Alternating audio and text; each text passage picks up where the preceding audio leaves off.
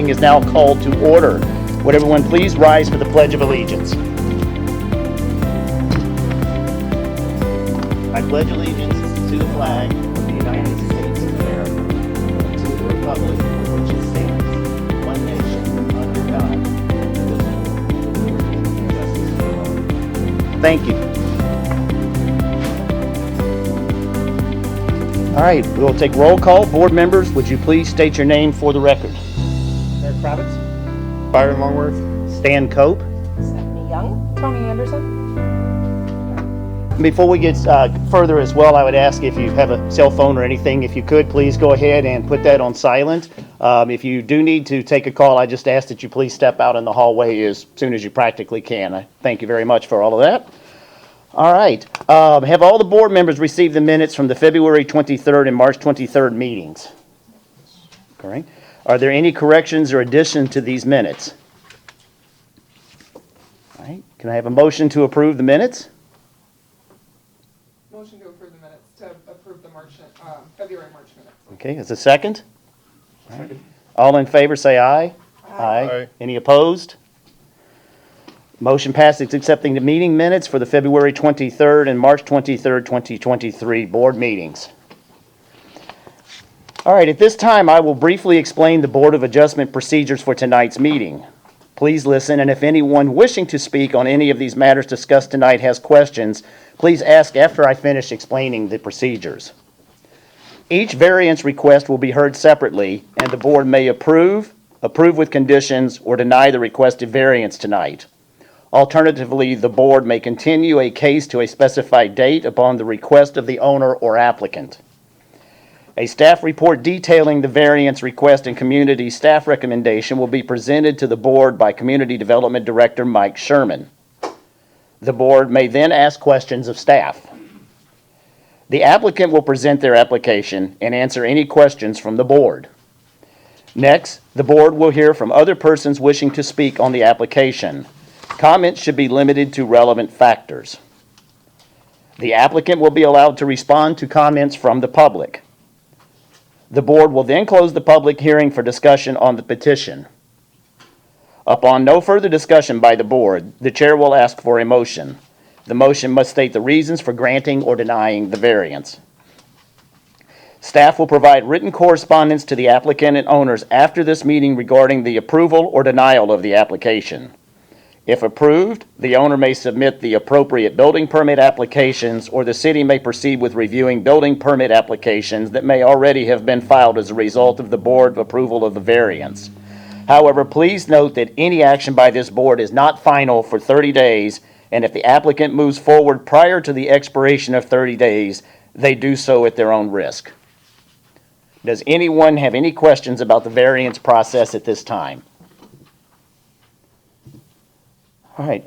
Director Sherman, I believe you wanted to make a few remarks before we proceed. Yes, sir, Mr. Chair, I do. Thank you.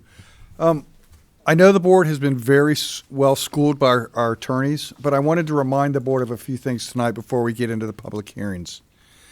And that is that a variance is generally permission for a landowner to go outside the limits of the zoning code and to build something that would otherwise be illegal under the terms of the zoning code or the land development regulations. And the reason or rationale behind the law allowing variances at all is that in some situations, the literal application of the zoning code would create such a hardship that it would not allow any of the permitted uses allowed on the property by the zoning code itself. The hardship must be found in a condition of the land and not by actions or circumstances of the owner of the property. I want to remind you all, too, that an applicant's variance request must be reviewed on its own merits rather than the basis of a previously approved or denied variance in the jurisdiction. Previously issued or denied variances do not establish controlling precedent or constitute a basis to sustain or deny any other variance applications. During the meetings, tonight or other nights, the board may hear such statements as, we have letters of and emails of support or in opposition to the variance request. I don't want to see that building in the side yard. I don't like it. X% of the area residents are opposed to the variance. It doesn't fit in with the architecture of the neighborhood. I've lived in that neighborhood for X amount of years, and nothing has been built there before. It reduces enjoyment of the area or view sheds. People play, camp, picnic on the subject property. I love the trees on the vacant property. Trees will be cut down if the variance is granted. I see wildlife on the property, and I don't want to lose that enjoyment. The applicant, prior to purchasing the property, knew that a variance should be granted or would be granted, and the building is closer to the road than any of the other buildings in the neighborhood. None of what I mentioned has anything to do with granting or denying the variance. What the board is looking at tonight and considering is only the 9 criteria established in the Land Development Code for granting or denying the variance. Thank you, Mr. Chair. All right, thank you. All right, at this time, all persons wishing to speak or be heard on the variance petitions, please stand up to take the oath and be sworn.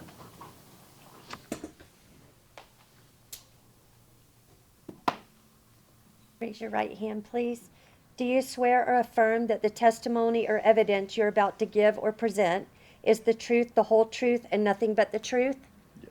Yes. Thank you. Thank you. City Attorney Mueller will ask board members if they have had any ex parte communications. All right, thank you, Chair. If you've had any ex parte communications regarding any of these matters that are coming before you this evening, I would ask that you would disclose when and where and with whom those communications occurred. Sir, I'm sorry, they're asking to turn your mic on, I think. Yeah. Okay, sorry to interrupt. Thanks. All right. We'll start again. I'll now ask the members of the board if they have had any ex parte communications with anyone regarding any of the matters that are coming before the board this evening. If you've had verbal ex parte communications, please disclose the when, where, and with whom those communications occurred, as well as the sum and substance of those communications. If you received any written ex parte communications, please disclose the form of the written communications, who sent you the communications, and the sum and substance of those communications. Let's just start here and go down. Have you had any? No, I have not. I had in terms of this immediate variance on the river, no. However, before it was revised, there was an email that was sent to my law firm, which I read, then forwarded to the city clerk. And this was a couple months ago. I believe the guy's name was Brian, and he opposed the setback. And I forwarded on, and it was revised since then. All right. That's all. Well, let's just ask, regardless, will you be able to be a fair and impartial decision maker? And base your decision on the evidence that is presented at the hearing today? Yes. I received the email that he mentioned as well. However, I did not read it as I found the one from the city before that, so no other. But you'll be a fair and impartial decision maker and base your decision on the evidence here at the hearing? Yes. Bernie, Mr. Miller, can I ask a question briefly? Are we disclosing new things? Because a lot of these emails that we're talking about right now, I think we disclosed those in the round 2 meetings ago. So, I also received an email, and at the time, I remarked on it here and disclosed it. Do I need to do that again now? Well, what I'd like to do is, since you had received ex parte communications regarding the matter, not necessarily whether it's been revised, I just want to be sure for the record that you'll be a fair and impartial decision maker and base your decision on the evidence that's presented at tonight's hearing. As I said the previous time as well, I will. Ms. Young? No. No.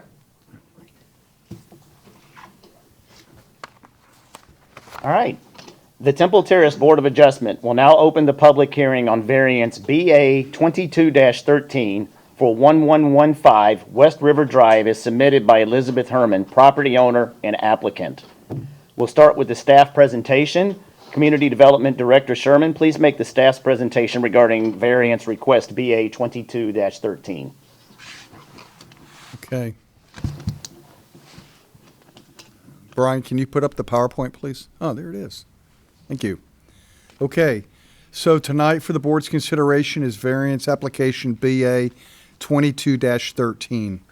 And that's a request for a grant of a variance from Section 12-506, Schedule of Area, Height, Bulk, and Placement Requirements of the Temple Terrace Land Development Code to permit the construction of a new single-family home which would encroach into the minimum required front setbacks for the property located at 1115 West River Drive, and the owner and applicant is Elizabeth Hermann.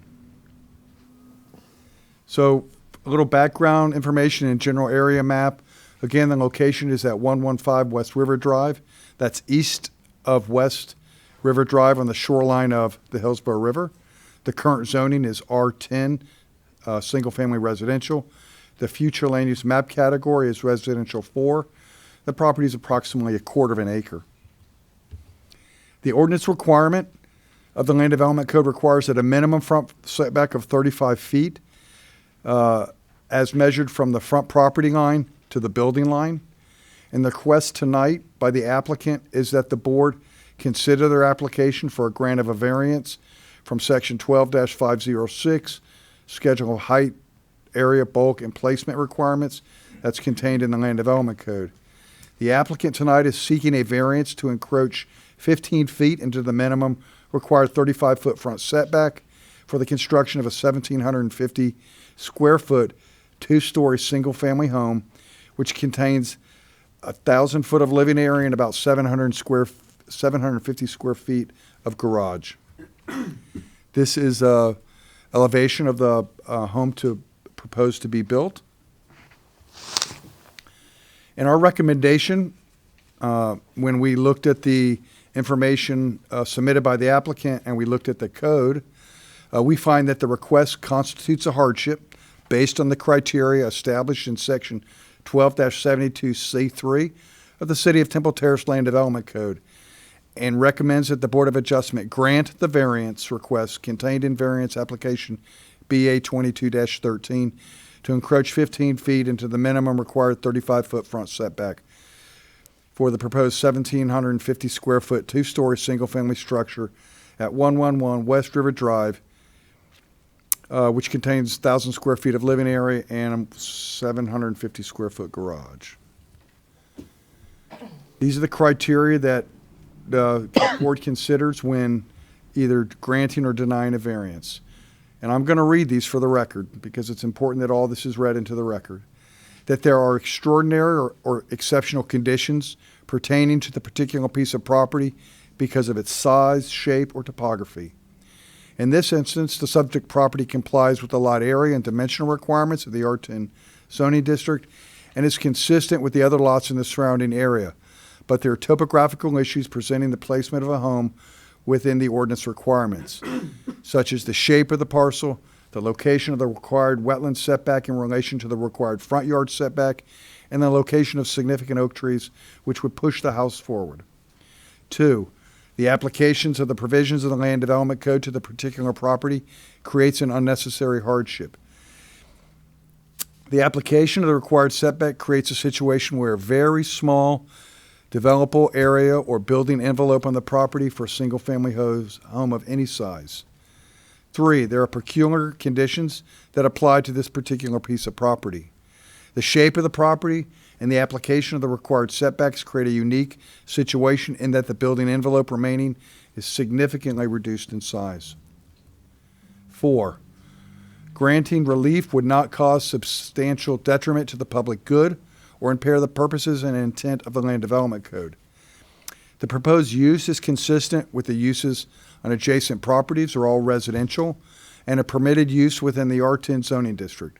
Furthermore, Section 12-507A2 addresses reduced setbacks for delineated wetlands for properties platted prior to 1987. Sales show that the first conveyance of the property as 1980, meaning this property meets this criteria.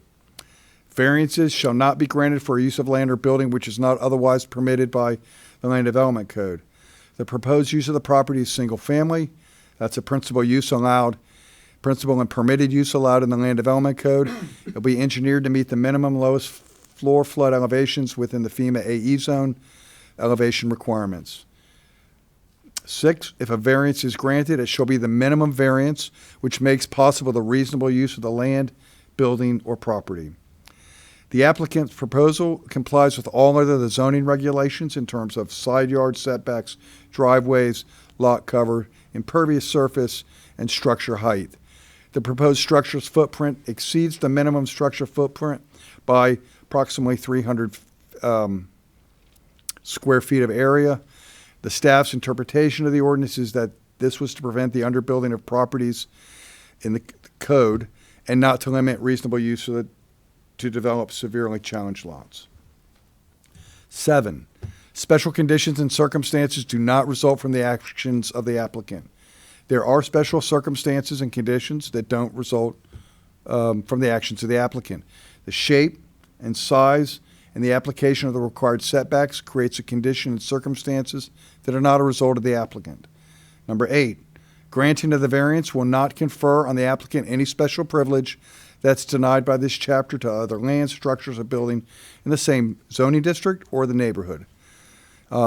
The granting of the variance will not confer on the applicant any special privilege that's denied by the chapter to other land, structures, or buildings in the same district. The primary use of the lot is single-family residential, and granting of the variance will allow the construction of a single-family home. And finally, number 9, allowing the variance will result in substantial justice being done, considering both the public benefits intended to be secured by the Land Development Code and the hardship that will be suffered due to denial of the variance. Allowing the variance will result in justice being done, and that the granting of the variance, the minimum variance necessary, will allow the lot to be used for its intended purposes, which is a single-family home. Hardship by the denial of the variance will render the lot unbuildable and possibly a taking. And that's my presentation. I'm available to answer any questions by the Board of Adjustment tonight. Thank you. Are there any questions for staff by board members regarding this request? Or I have one. Please go ahead. So, what is the exact number of square feet that's extra that needs to be built? I'm sorry, say that again? How much extra square feet needs to be built onto the house? Are you asking to be built onto it? No, there's not a home in there right now. I know, but in terms of how many extra square feet do you need? So the minimum is 1,250 square feet. This is a 1,750 square feet. There's not a maximum size on the or home size on these properties. So it's so if it were to fit perfectly in the lot, how big would it be, and how big is it with the variance? So with the variance, they're planning on building a 1,750 square foot home. And there's impervious surface ratios, lot coverage requirements that limit the size of the property, or limit the size of the home that's built on the property. This is all under those thresholds. Maybe I'm not understanding your question. No, I know. I just was going to say, if you were to build the house perfectly into the space or build it with the variance, how many more square feet are needed with this variance versus if it fit perfectly? Like, what is the exact number of feet coming forwards that we need? You said it's 15 is the variance, correct? 15 is the variance. 35 is, if it fit perfectly, is what the front setback would be. Okay, so it's coming forward 50 feet then. No. It's about 20 feet. Because it's a 35-foot front setback is the requirement from building line to property line. They want to encroach 15 feet in there into that 35-foot setback. So the home will be approximately 20 feet from the building line to the property line.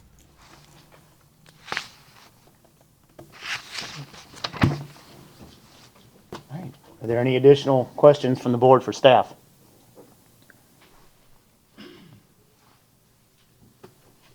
All right, at this time, we will move to the applicant's presentation. If you could step up to the podium, please state your name and address for the record and make your presentation, and you'll have a 15-minute time limit. Okay, my name is Elizabeth Hermann, 6002 North Tampa Street. What? I'm sorry, just one moment. Okay. I get No, it's 15. Also, my TV's not working. Is it on? I had to turn mine on. I don't know how to do that. It's on the bottom there. I'll find it. Okay, great, thank you. Okay, I'm very sorry, we'll start this again. So if you would, please go ahead and state your name and address for the record and begin your presentation. My name is Elizabeth Hermann, 6002 North Tampa Street.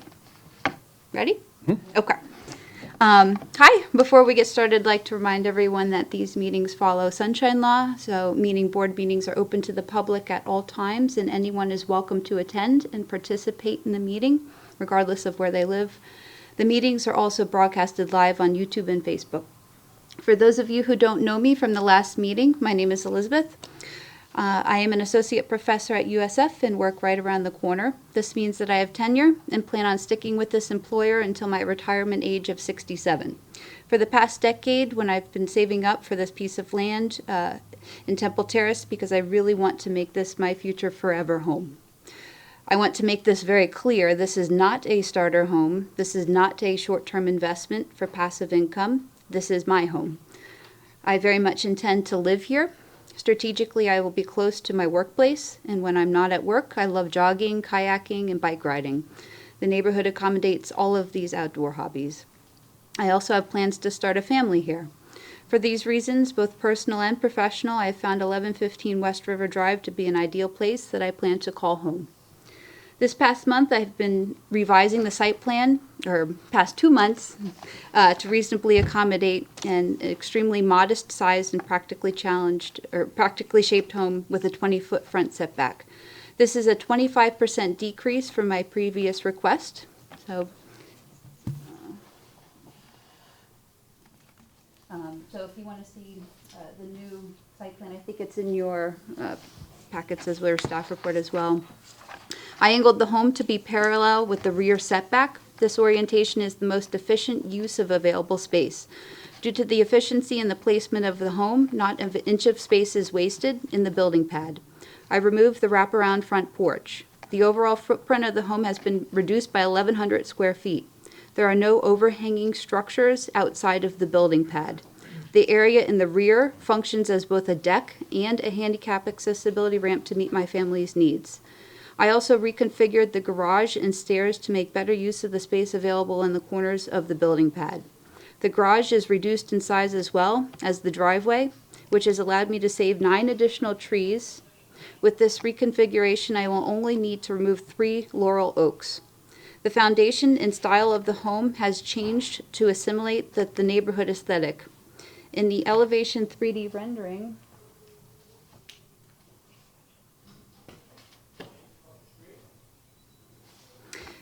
you will see a suitable traditional style 2-story residence. The home height is less than 30 feet tall, which is 5 feet below the maximum. With the 20-foot front setback variance respectfully requested, I have eked out as much of the indispensable building pad as possible to accommodate my modest-sized home. You can visualize this in Exhibit 2 by comparing the previous and new site plans.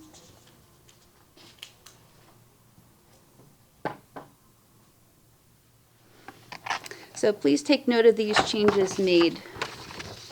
This compromise is the absolute minimum variance necessary to accommodate a reasonable, average-sized home. Anything less will create an extreme and unnecessary hardship with building any home. The limitations posed by Lot 19's irregular shape, smaller size, and required setbacks, in addition to the pinching front and rear setbacks, contribute to the hardships imposed on its reasonable buildability. In Site Plan B, the current required setbacks, shaded in red, take up 78% of the property area.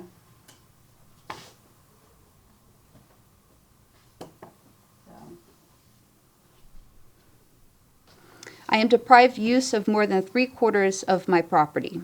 To compound this hardship, the remaining 22% is oddly shaped and pinches at the northern end, leaving only 22 feet in depth for the majority of the remaining usable area. For frame of reference, the buildable depth is about the length of a 1990s Ford F-150 pickup truck.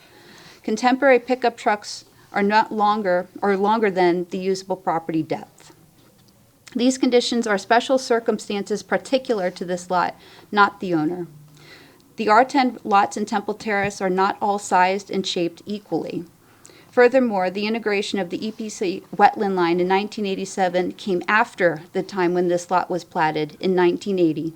Thus, not only did that compromise 3,000 square feet of the property now considered wetland area, which is not even part of the rear setback, but its irregular shape also affected the practical usability of the lot. Any setback less than the requested amount creates an extreme hardship that does not accommodate a reasonable building pad allowing for a modest-sized home. An extremely narrow and oddly shaped building pad is not reasonable. After the wetland area and sizable Temple Terrace setbacks are deducted, the building pad is not usable. This is not the fault of the applicant. No developable area exists on the property for a reasonable single-family home without the variance, creating an unnecessary hardship. I'd like to take a minute to discuss the front setbacks and the size of the homes owned by the people that attended the February Board of Adjustment hearing. I've compiled my research from the Hillsborough County Property Appraiser and Redfin. Please take a look at the infographics in Exhibit 3.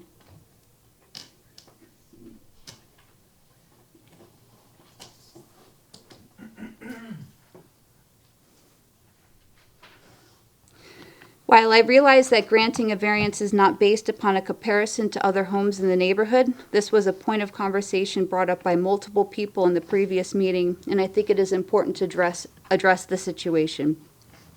Interestingly enough, no one from the previous meeting with an R10 zoned home is in compliance with the R10 front setback rules. A couple of homes are close, but the majority are 17 feet shy. The average distance from the curb to the front facade of a home is 36 feet. My home would be 38 feet from home to curb. 86% of the sample demographic has a distance of 40 feet or less from their house to the curb. Again, this measurement includes both the front setback and the right-of-way. At 38 feet from the curb, my home would be on par with most R10 homes in the area, including the adjacent neighbor to my south, who sits at 41 feet to the curb. Our homes would maintain a consistent street frontage and would not look out of place, especially given the fact that there is a curve in the road. In fact, due to the angle of my home in relation to the road, parts of my home would even be as far back as 44 feet from the curb. My request for a 20-foot front setback, putting me at 38 feet from the curb when including the right-of-way, is better than average. Looking at the second infographic below, we compare the size of the homes. The average size of the homes is 2,150 square feet. The majority of the R10 homes sampled exceeds 2,000 square feet. My request for a 1,750 square foot home print, 1875 including the stairs, is smaller than the vast majority of R10 homes sampled. Furthermore, many of the homes were originally built in the 1950s and 60s and then renovated in the 90s and 2000s with additions that increased the sizes of the homes to keep up with the practical necessities of larger families and subsequent marketability. At the last meeting, there was a comment made that my house was too big for this lot. However, when we compare the size of the house size to the lot size, this is simply not true. The building coverage of my home is only 16% of the lot, which is less than the average at 20%. This is also less than half of the maximum amount allowed at 35%. How can this possibly be considered too large for the lot? My house is consistent with the majority in terms of size, building coverage proportions, and front setbacks. The house is well within reason and is just like every other house here. This is not an extraordinary request, and it does not set a precedent. As coded in the board's powers and duties and mentioned in the previous meeting, the review of this hardship and variance request cannot be compared to other properties. I also want to address the previous comments made about the mistaken use of Lot 19 for public recreation. Let me take a look at Exhibit 4 and 5.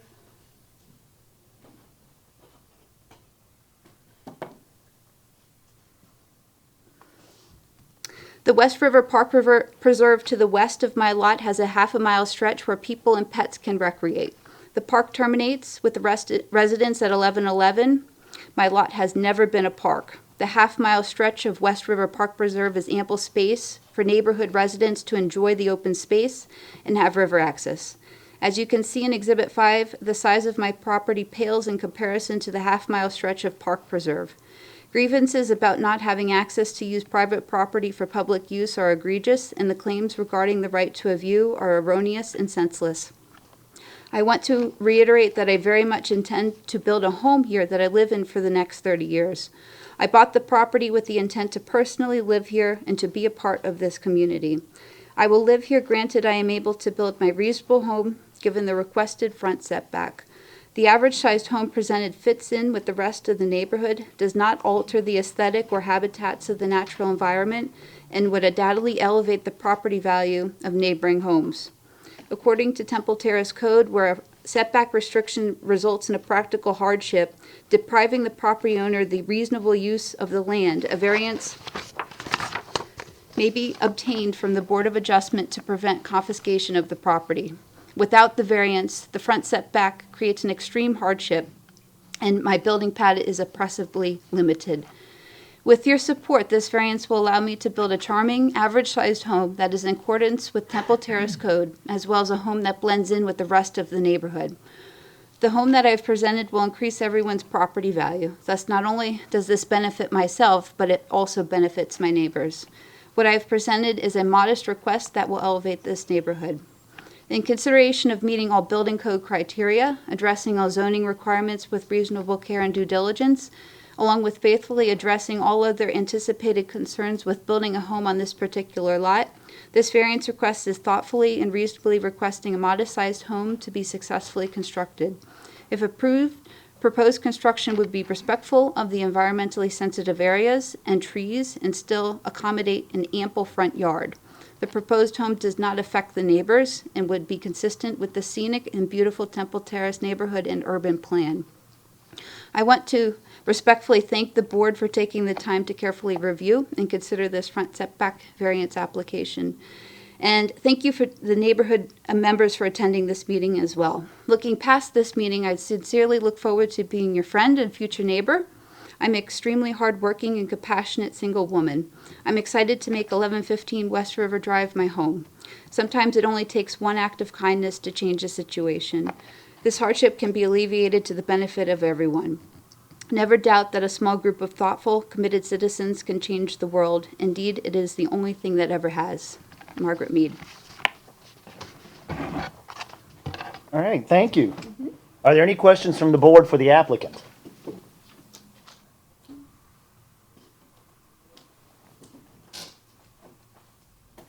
All right, if there are no questions at this time, we will move into the other persons wishing to be heard. I know there are, I'm assuming that some of you are here to speak to that. I do have some emails that have been received I need to read into the record. I will say that it's a few pages, so I will get through this as quickly and fairly as I can, but I do want to get these read in. Dear Mr. Karpus and the Board of Adjustment members, I apologize, I can skip that.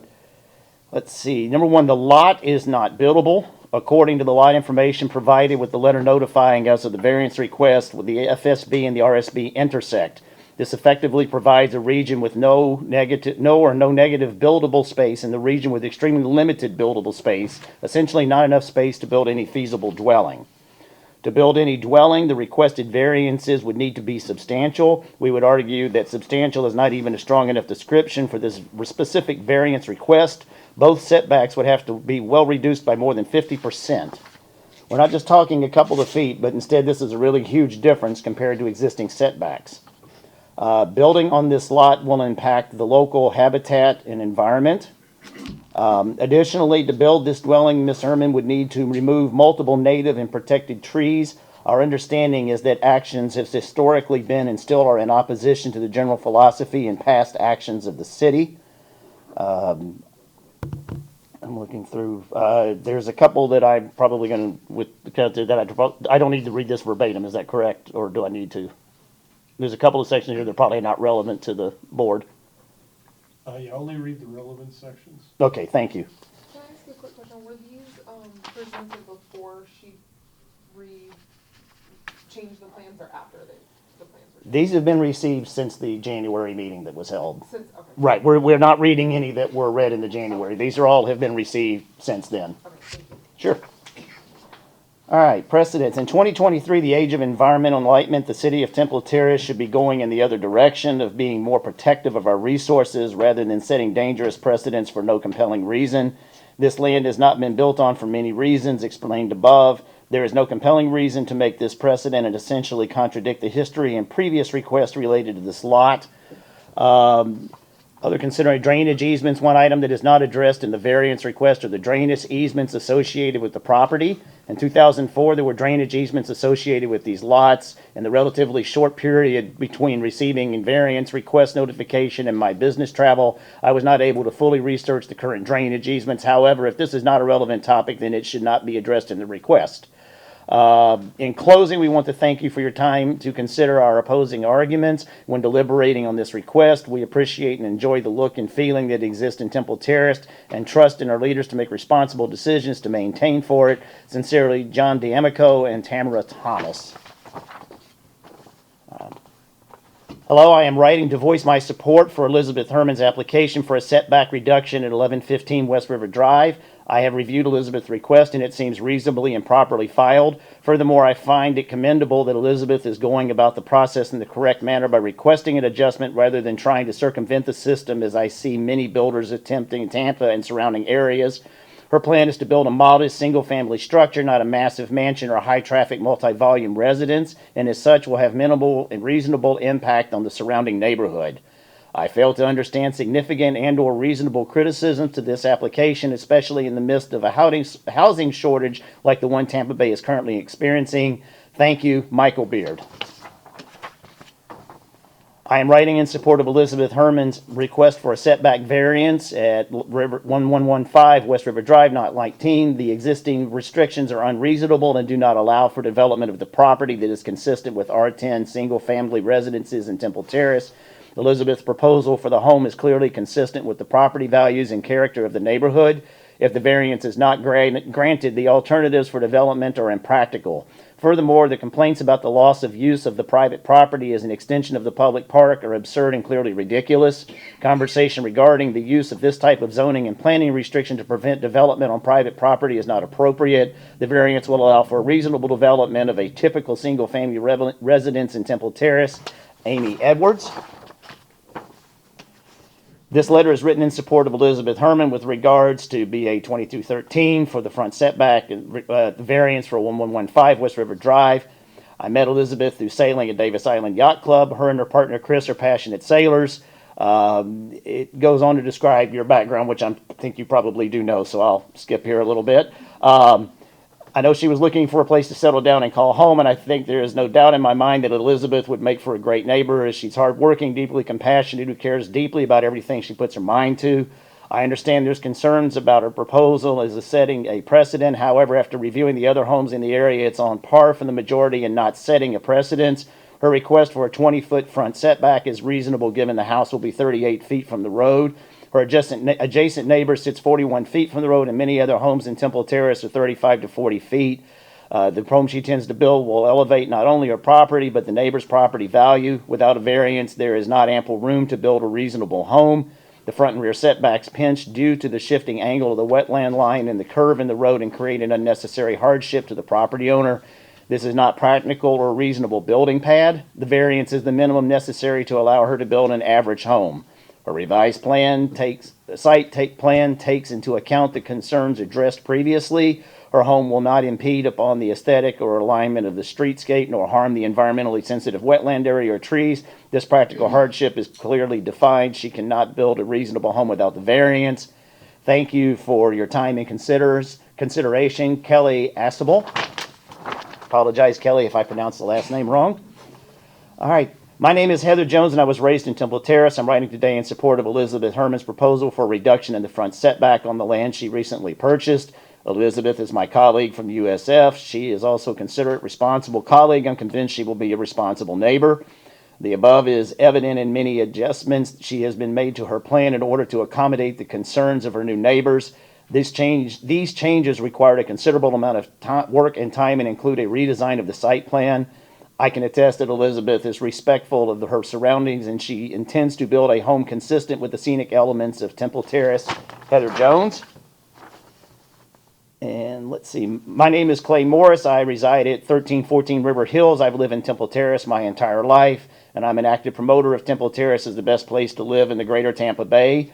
I was ecstatic to learn that Elizabeth was looking at property in Temple Terrace with a plan for a beautiful home. Yes, the lot is non-conforming and zoned residentially low density, but as every lifelong Temple Terrace resident appreciates, the original master plan and the current layout of the city creates some interesting conflicts for the minimum required setbacks.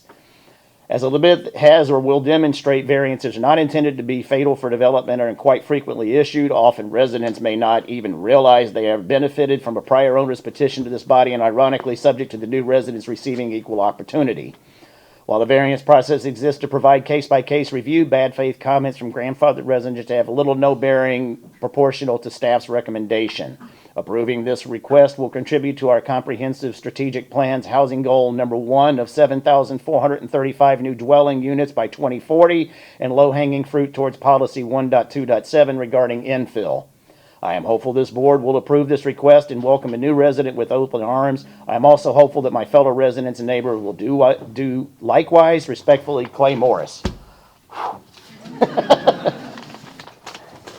That was a workout. So. All right. Are there any other persons wishing to be heard regarding variance request BA 2213? If so, please come to the microphone, state your name and address, and you will have 3 minutes. Let me ask before we start, though, is anybody here that would like to speak that was not here when we swore everybody in? Okay, so everybody's been sworn in. Great. Please come up. All right. Hi, sir. Would you please state your name and address for the record? Matthew Palm, 340 Ferncliff Avenue, Temple Terrace, Florida, 33617. Thank you, sir. You have 3 minutes. Great. Thank you. Thank you all tonight for coming. Your civic duty is appreciated. And what I'd like to address is that in its entirety. So you all have the responsibility of upholding the ethics and the laws that are going into our city. So me as a citizen of Temple Terrace, I appreciate all the thought and the effort that has gone into this variance request because that is what we are looking for from a resident's perspective.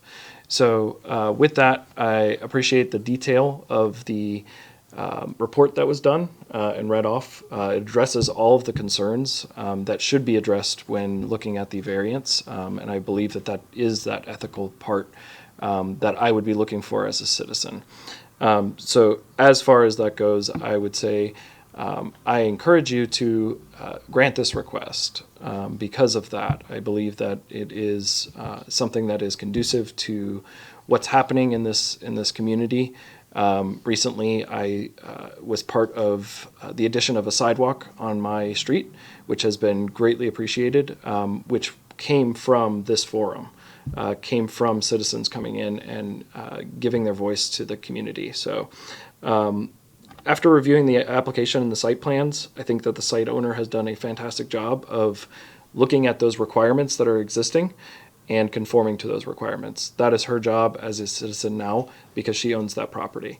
That is something that's very dear to my heart in that case because this is somebody that's trying to do the right thing, somebody trying to be part of a community. I'll go into the her as a professor.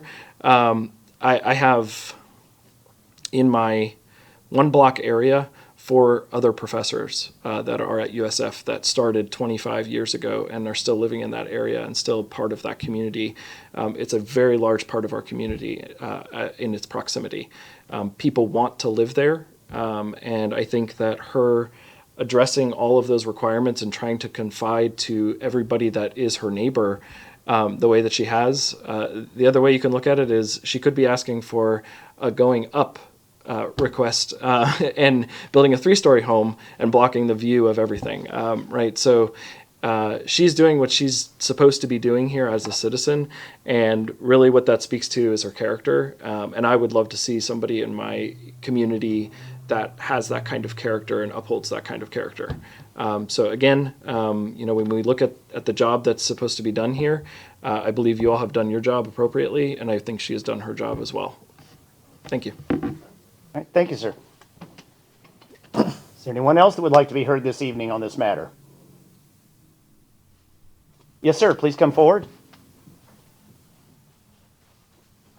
Good evening. Could you please state your name and address for the record? Nick Hall, 711 West River Drive. All right, sir, you have 3 minutes. You may begin. Thank you. The last time I spoke in opposition, and I think part of the reason was some of the confusion about the initial presentation, which was subsequently cleared up after the public opportunity to speak. Otherwise, I might have had a very different opinion. I was viewing the proposal from the perspective of strictly a Temple Terrace resident, and we'd all like to keep things just the way they are. I am now looking at it from the perspective of a resident of Hillsborough County and a resident of the state of Florida. And like many of you, I'm appalled at the clearing of land, the cookie cutter homes that are going up all over the place. And I really think that we need to accommodate people like Elizabeth, who would greatly add to the community. She's just the sort of person, as we've heard, that we need in our community, and not be forced to go out into the outlying areas. The population is increasing, as somebody else has already stated, I believe in an email. People are moving in from the coast, and I think that we need to accommodate more people, even if it means changing some of the existing codes and rules, so we can squeeze more people into the existing neighborhoods rather than clearing land and creating new ones. So I'm enthusiastic about making these changes and welcoming you to the community. All right, thank you, sir. Is there anyone else that wishes to speak this evening on this matter? All right, sir. Oh, yes, sir. Please come to the podium, and if you would state your name and address for the record. John D'Amico, 1116 West River Drive. Yes, sir. You have 3 minutes. Please go ahead. Thank you. So, I, like the last speaker, was opposing. I'm on the fence at the moment. I think that they've done a good job to try to meet some, let's say, requests of the board since last time. I would say I'd like to put a few words out here, though. One is, I'm a little disappointed that even at this point, we have documentation that does not match the request that's being distributed. So this documentation with Temple Terrace letterhead on it is saying that this is for a 2,000 square foot home, when tonight we're given the information that it's 1,750. I'm not sure why that was done, but it seems like this is multiple times now that we have not had the correct information given to the public. So I don't, it's very disappointing, I think. The other thing that I would say is that it feels that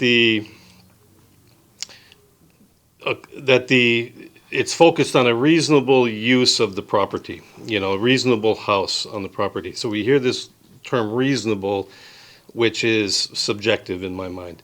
So someone has to make a decision on what's reasonable or not. And what I understand is that it can be built without a variance at 20 by 80, so 1,600 square feet. I think what you're saying, if you're saying that's not reasonable, then a significant amount of houses in these neighborhoods are not reasonable size, which I don't understand. There's plenty of houses, 1,400, 1,500, 1,600 square feet, that people reasonably live in. So I'm not sure I understand the legal basis to say that it's not reasonable. I don't know that I can't agree that there's a hardship here.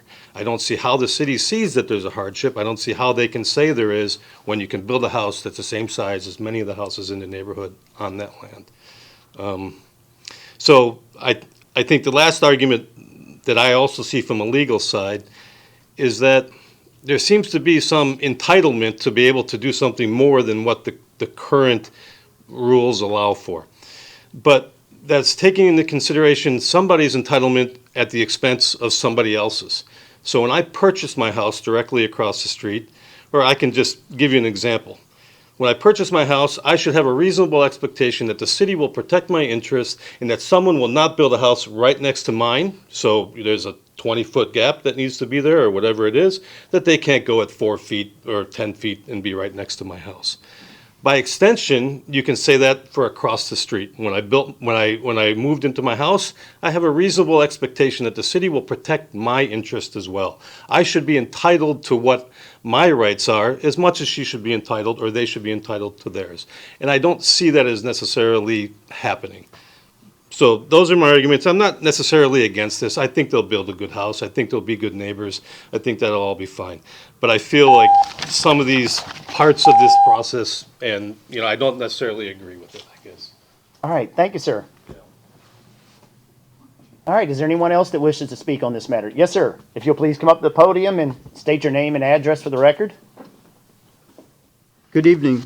My name is Richard Hermann. I live at 19949 Petrino Street, Venice. All right, sir, and you have 3 minutes. Please go ahead and start. Thank you. Lot 19 has a smaller usable property area than most R10 lots. Lot 19 and all of its adjacent lots on Block 12 were zoned residential R10 in Plat Book 52, pages 9-1 and 9-2 in 1980.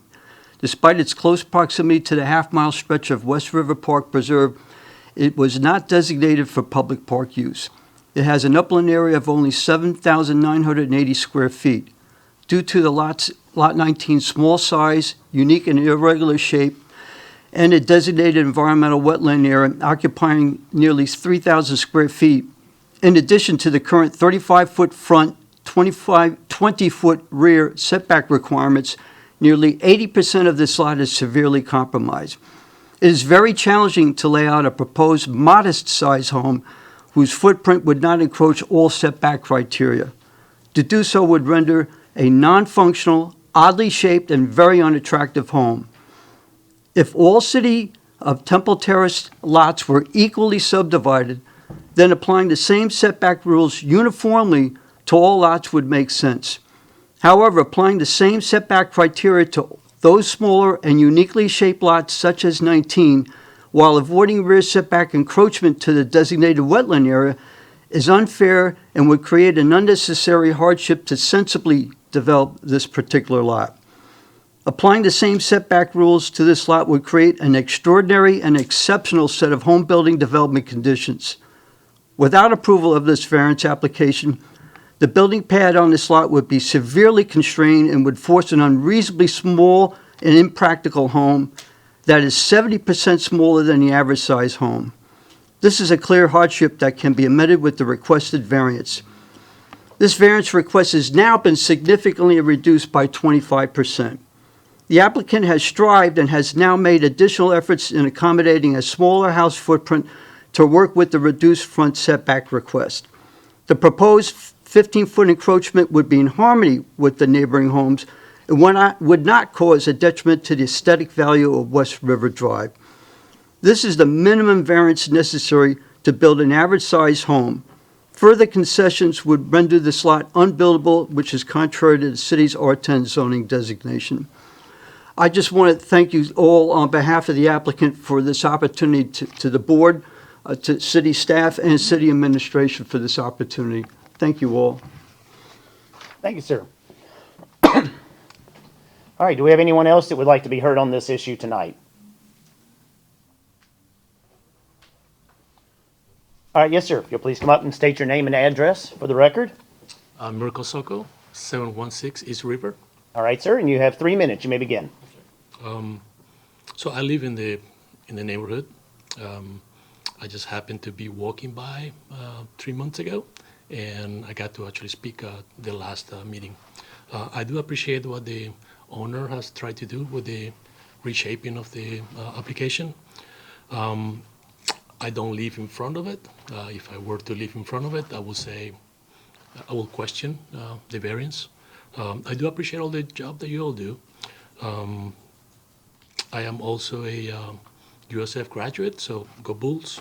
The neighborhood, we're really good people. We don't, most people take care of their homes. It's a good neighborhood, so I do hope that the owner is able to build a home at some point. My question is the ordinance that the city has with the 20-foot setback on the back, which is a wetland and is the Hillsborough River. So my question will be, will there be a condition to get a permit to the Florida Department of Environmental Protection, DEP, on the back? And that's something that it was part of the original application, it was taken out, but that's one of my questions that I still have, and I'm not sure. I think there have been some adjustments. It looks I appreciate that from a environmental point of view. But my question is, will there be a condition or a permit from the EP? And that's what I have. Thank you, sir. All right. Anyone else that would like to be heard tonight on this matter? All right, if there are no further comments from the board of, if there's no further comments from the board on variance BA 2213, I hereby close the public hearing and the board may discuss the application. Okay, I'll start. Yeah. Go right ahead. Chair, Yes, sir. one thing, the applicant should have the opportunity for one. I'm very sorry. I'm sorry. I missed that. I had my, you are absolutely right. Excuse me. I am going to reopen the public hearing to allow the applicant to have the final word. Ms. Hermann, you do have 5 minutes if you would like to speak in rebuttal, and my apologies. I skipped right over that. Thank you. Okay. So I just wanted to do a review of the evaluation criteria, some of it just as a summation. Part A, are there extraordinary and exceptional conditions pertaining to this particular piece of property in question because of its size, shape, or topography? Lot 19 is an irregular shape that narrows towards the north side due to the angle of the street and the wetland line in the rear of the lot. Although grandfathered, the lot is small for R10 district zoning with the upland area measuring only 7,900 square feet. The lot is impeded by the EPC wetland line in the rear of the lot, pinching the property depth at its midpoint. So the limitations posed by Lot 19's irregular shape, smaller size, required setbacks, and pinching front and rear setbacks all contribute to the hardships imposed on its reasonable buildability. It does not conform to traditional code. Part B, the application of the provisions of this LDC particular to this piece of property would create an unnecessary hardship. No developable area exists on the property for a reasonable single-family home without the variance, creating an unnecessary hardship. C, such conditions are peculiar to this particular piece of property involved. The average lot in Temple Terrace neighborhood is 120 feet deep and square-shaped. As you can see in the survey, Lot 19 is an irregular shape pinching the front and the rear lines and is smaller in size. Lot 19 is only 80 feet deep to begin with and has a smaller upland area. After the wetland area and sizable Temple Terrace setbacks are deducted, the building pad is unusable. D, relief, if granted, would not cause substantial detriment to the public good or impair the purposes of the intent of the LDC. The proposed reduction of the front setback does not affect the neighbors nor Temple Terrace's urban plan. The home has ample rear and side yards that follow code, and the home is 38 feet from the road.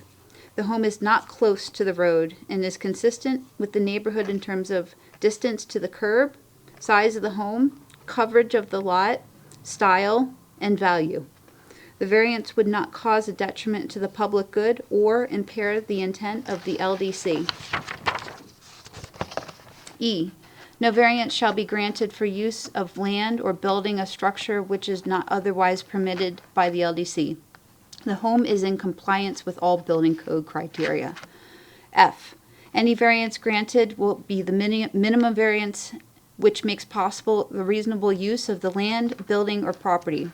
The request to encroach 15 feet into the 35-foot setback is the minimum variance necessary to make possible the reasonable use of the land for an average home. Anything less than a 20-foot front setback creates an extreme hardship on the reasonable use of the land.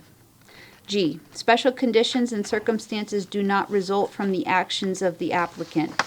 The lot was platted in 1980 as R10 residential, and the size and shape of the lot have not changed since then. The lot has never been developed in any way. H, allowing the variance will result in substantial justice being done, considering both the public benefits intended to be secured by the LDC and the hardship that will be suffered due to the denial of the variance. The intended purpose of the lot is residential. With the current setbacks applied, you cannot build a home. An extreme hardship would be imposed with the denial of the variance. This is not reasonable. Substantial justice will be done by granting the minimum variance necessary to build an average home. you. All right, thank you.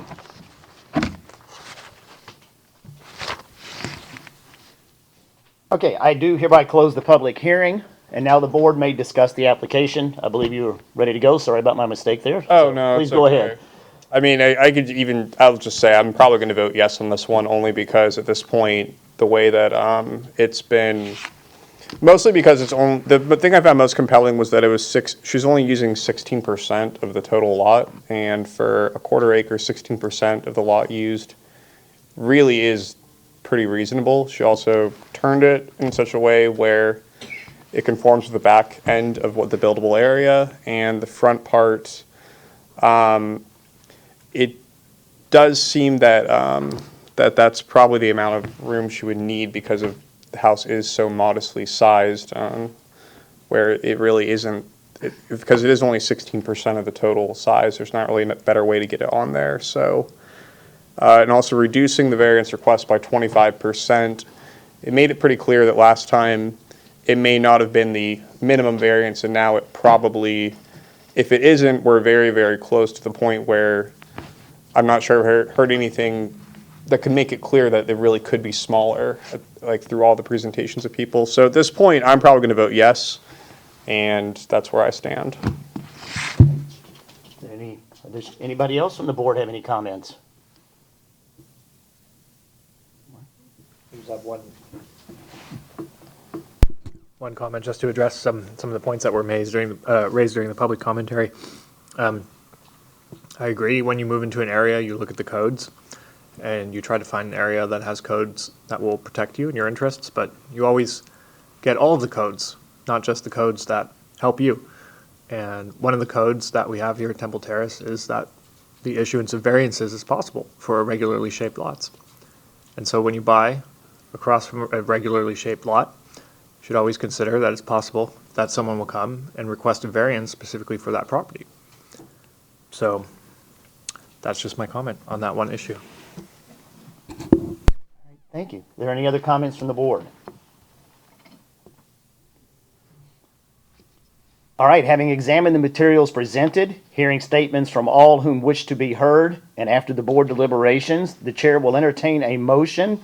Please include your specific reasons for approval or denial from any board member regarding variance request BA 22-13. I motion that we approve based off of this is the minimum variance that she could possibly request, and she's done a significant job of reducing it since the last time and accommodating her neighbors and trees and wetlands and all that. And the motion requires a second? I'll second it. All right. Motion to approve variance request BA 2213 has been made and seconded. All in favor of the motion as presented signify by aye. Aye. Aye. All those opposed, nay. Variance request BA 2213 is hereby approved as presented.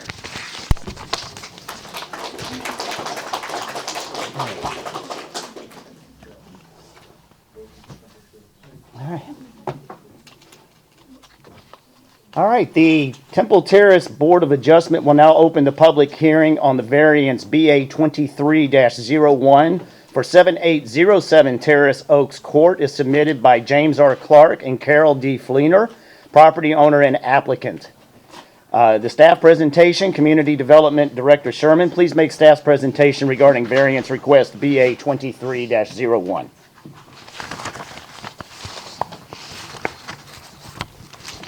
Okay, so this is the second variance for the board to consider tonight. This is variance application BA 23-01, request for the granting of a variance from section 12-508, accessory uses, buildings, or structures of the Temple Terrace Land Development Code to permit the placement of an accessory structure in the form of a detached garage within the west side yard at 7807 Terrace Oaks Court. The owners and applicants of this petition are James Clark and Carol Fleenor. Okay, so this is a little background and general area map. Again, the location is 7807 Terrace Oaks Court. It's east of North River Hills Drive and south of Terrace Oaks Court. The current zoning, again, is R10, single-family residential. The future land use map category is residential 9, and the lot area is a little over a half an acre at 22,500 square feet. So section 12-508, 2 of the Land Development Code restricts the placement of an accessory structures to the rear yard, reading in part, except as otherwise provided in this section, detached accessory buildings and structures including, but not limited to, garages, carports, storage sheds, but excluding uses set forth under subsection 1 of this section, must be located within a rear yard, provided that no such building or structure shall be located nearer than 5 feet to any property line and not closer than 3 feet to the principal structure. The ordinance requirement 12-508 sub 2 of the Land Development Code restricts placement of accessory structures to the rear yard. The site plan you see shows the existing property right now and where the proposed structure will be. The request of the applicant is for the board to consider their application for the grant of a variance for section 12-508, accessory uses, buildings, and structures contained in the Temple Terrace Land Development Code. The applicant is seeking a variance to permit the placement of a 572 square foot detached garage within the west side yard. This is an elevation of the garage which the applicant is proposing to build. And again, our recommendation upon the analysis of the request and background information, staff finds that the request meets the hardship criteria established in 12-72C3 of the Temple Terrace Land Development Code. Therefore, staff is recommending that the Board of Adjustment approve the request contained in the variance application BA 23-01 to permit the placement of a detached accessory structure within the side yard setback is shown on the submitted site plan. So, number 1, there are extraordinary or exceptional conditions pertaining to the particular piece of property because of its size, shape, or topography. In this instance, the subject property complies with the lot area and dimensional requirements of the R10 zoning district and is consistent with the other lots in the surrounding area. However, the location of a private stormwater easement on the rear of this property prevents the placement of the structure in compliance with the ordinance. This easement creates a setback, which is a rear setback, which is 4 times the normal setback for an accessory structure and pushes it forward within the side yard. Number 2, the application of the provisions of the Land Development Code to the particular property creates an unnecessary hardship. Though the applicant can place the accessory structure behind the principal structure as required by the Land Development Code, the enforcement of the easement, it's a stormwater easement, requires the issuance of a variance. Number 3, there are particular conditions that apply to this particular peculiar conditions which apply to this particular piece of property because of its shape, size, or topography. The existing easement on the property is not peculiar in that it does apply to 3 developed properties located on the east and west, but the condition is peculiar because previously the city entered into an encroachment agreement with the property directly to the west of the property to permit structural encroachments within the city's easement without the issuance of a variance.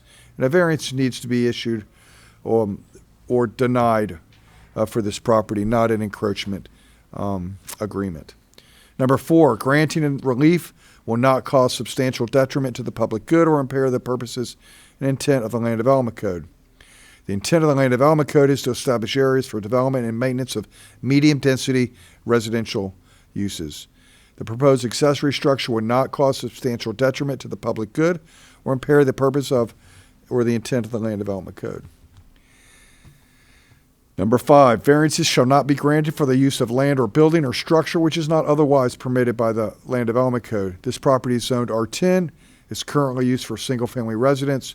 The proposed detached garage would be placed to the west side of the yard. Detached garages are allowed by the Land Development Code as an accessory structure. However, they're required to be located in the rear of the yard. The variance is being requested due to the inability to comply with the ordinance outside of the applicant's control. Number 6, if a variance is granted, it shall be the minimum variance which makes it possible for the reasonable use of the land, buildings, or property. The applicant's proposal complies with all other zoning regulations in terms of side yard setbacks, driveways, lot coverage, structure height. Though the placement of the accessory could be pushed back further, the proposed structure takes advantage of an existing driveway, which would reduce the amount of impervious surfaces necessary in the lot to accommodate the proposed structure. Number 7, the special conditions and circumstances do not result from the actions of the applicant. There are special conditions and circumstances that do not result from the applicant. The existing easement on the property is a private stormwater easement dedicated during the original platting of the subdivision, making the location of a detached garage in the rear yard not possible. Number 8, granting the variance request will not confer on the applicant any special privileges that are denied by this chapter to other lands, structures, or buildings in the same district or neighborhood. The existing utility easement creates a setback which is 4 times the normal setback for an accessory structure, pushes it forward within the side yard. The granting of the variance will not confer on the applicant any special privilege that's denied by this chapter to other lands, structures, or buildings in the same district or neighborhood. And number 9, allowing the variance will result in substantial justice being done considering both the public benefits intended to be secured by the LDC and the hardship will be suffered due to the denial of the variance. So allowing the variance will result in justice being done as a utility easement creates an unbuildable backyard with a setback that's 4 times over the normal setback for an accessory use. Granting the minimum variance necessary will allow the lot to have an accessory structure established on it as it is a reasonable expectation for a single-family home. And I can answer any questions that the board may have. Okay. Are there any questions for staff by board members regarding this request? Yes, please. As a condition of this property, would plumbing be allowed in the garage? I know we approved other detached garages with the condition. With the condition that no plumbing would be allowed. It's not part of the variance request. Okay. Are there any other questions for staff? I have one. Could you elaborate briefly about the, what was it called, the sealed area, or what was? No, the area that's available to capture rainfall, not paving over it. You had a particular phrase for that. We require a maximum impervious surface ratios. I believe it's 47% of the property is the maximum that can be covered up. This will be substantially underneath that maximum impervious surface ratio. Any other questions from the board? I do. So I understand you said that it could be further pushed back, but the driveway itself being utilized was part of the idea. So if the driveway were not a concern, could it actually be pushed back further towards the back of the yard if we weren't considering the driveway? It could be, yes.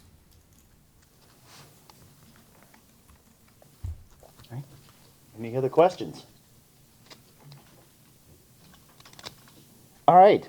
Is the applicant here tonight? All right. If you'd please come forward. Good evening. Would you please state your name and address for the record and make your presentation? You'll have 15 minutes, sir. James Clark, 7807 Terrace Oaks in Temple Terrace. Thank you for your consideration. Wanted to clarify that on the image they showed of the elevation, that actually would be the side elevation in that those 2-car garage doors you saw would be facing our current garage, and on the street side would be windows in keeping with the house. And that's part of the reason we would like to do it this way, we think that it would be much more attractive. We bought the lot that we built our house on, which was 100 by 150 in 2002, and built and moved into our house in 2003. And then a few years later, had the opportunity to buy half the lot next door, another 50 by 150. So hence, it's how we ended up kind of where we are today with a house. And then in the last couple of years, we've had 3 adult children move home. And so we've got a bunch of cars in the driveway and sometimes in the street. Hence this idea that we'd like to add a garage. The drainage easement in the rear is actually used. There's a wall at the back of our community to the neighbor's house that's, we own 2 feet on the other side. You've got the wall itself, and then probably 10 feet of that drainage easement, when it's raining, can be 6 inches deep. The water from that whole side of our community runs down towards the river on that side.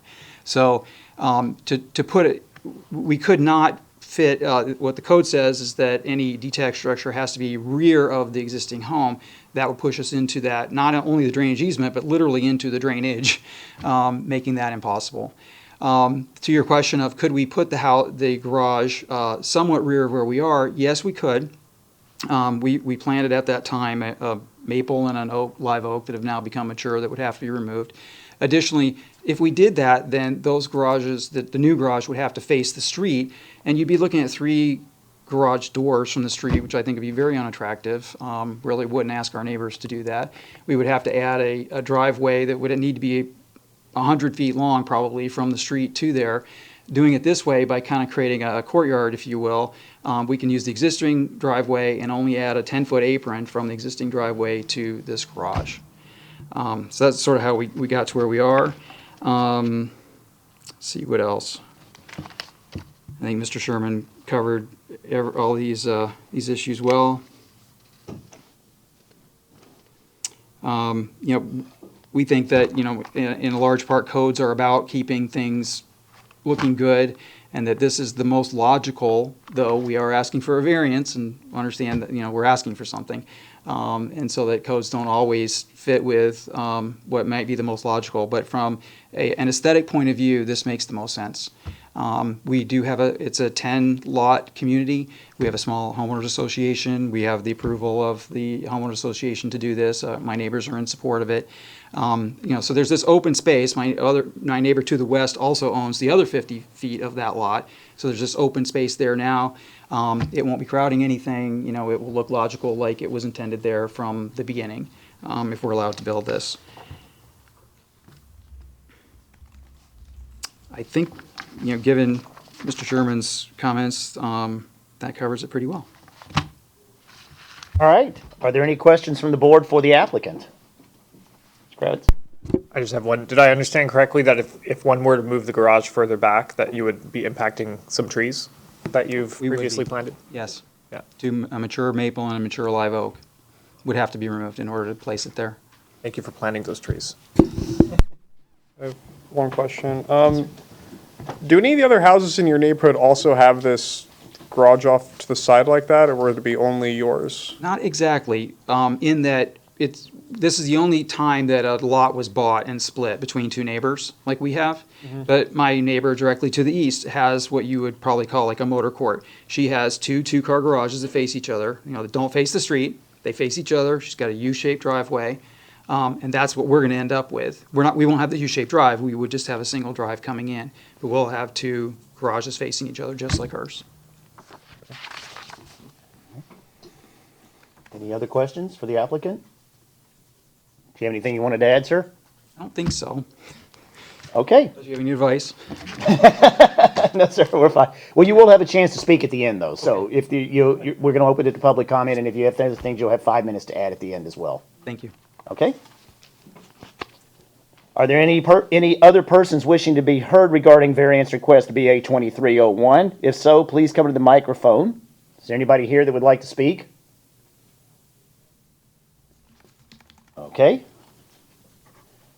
I did say you would have a chance to have the final word. I just didn't know it would be in the next 15 seconds. So you're welcome to come back up if you have anything you'd like to add, sir. My wife didn't point out anything I missed, so I think I'm good. You're good. Okay. All right. If there are no further comments from the board on variance BA 2301, I hereby close the public hearing and the board may discuss the application.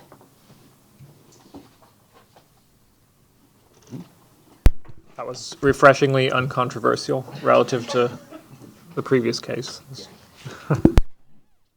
Are there any other questions or comments from the board? All right. Oops, sorry, go ahead.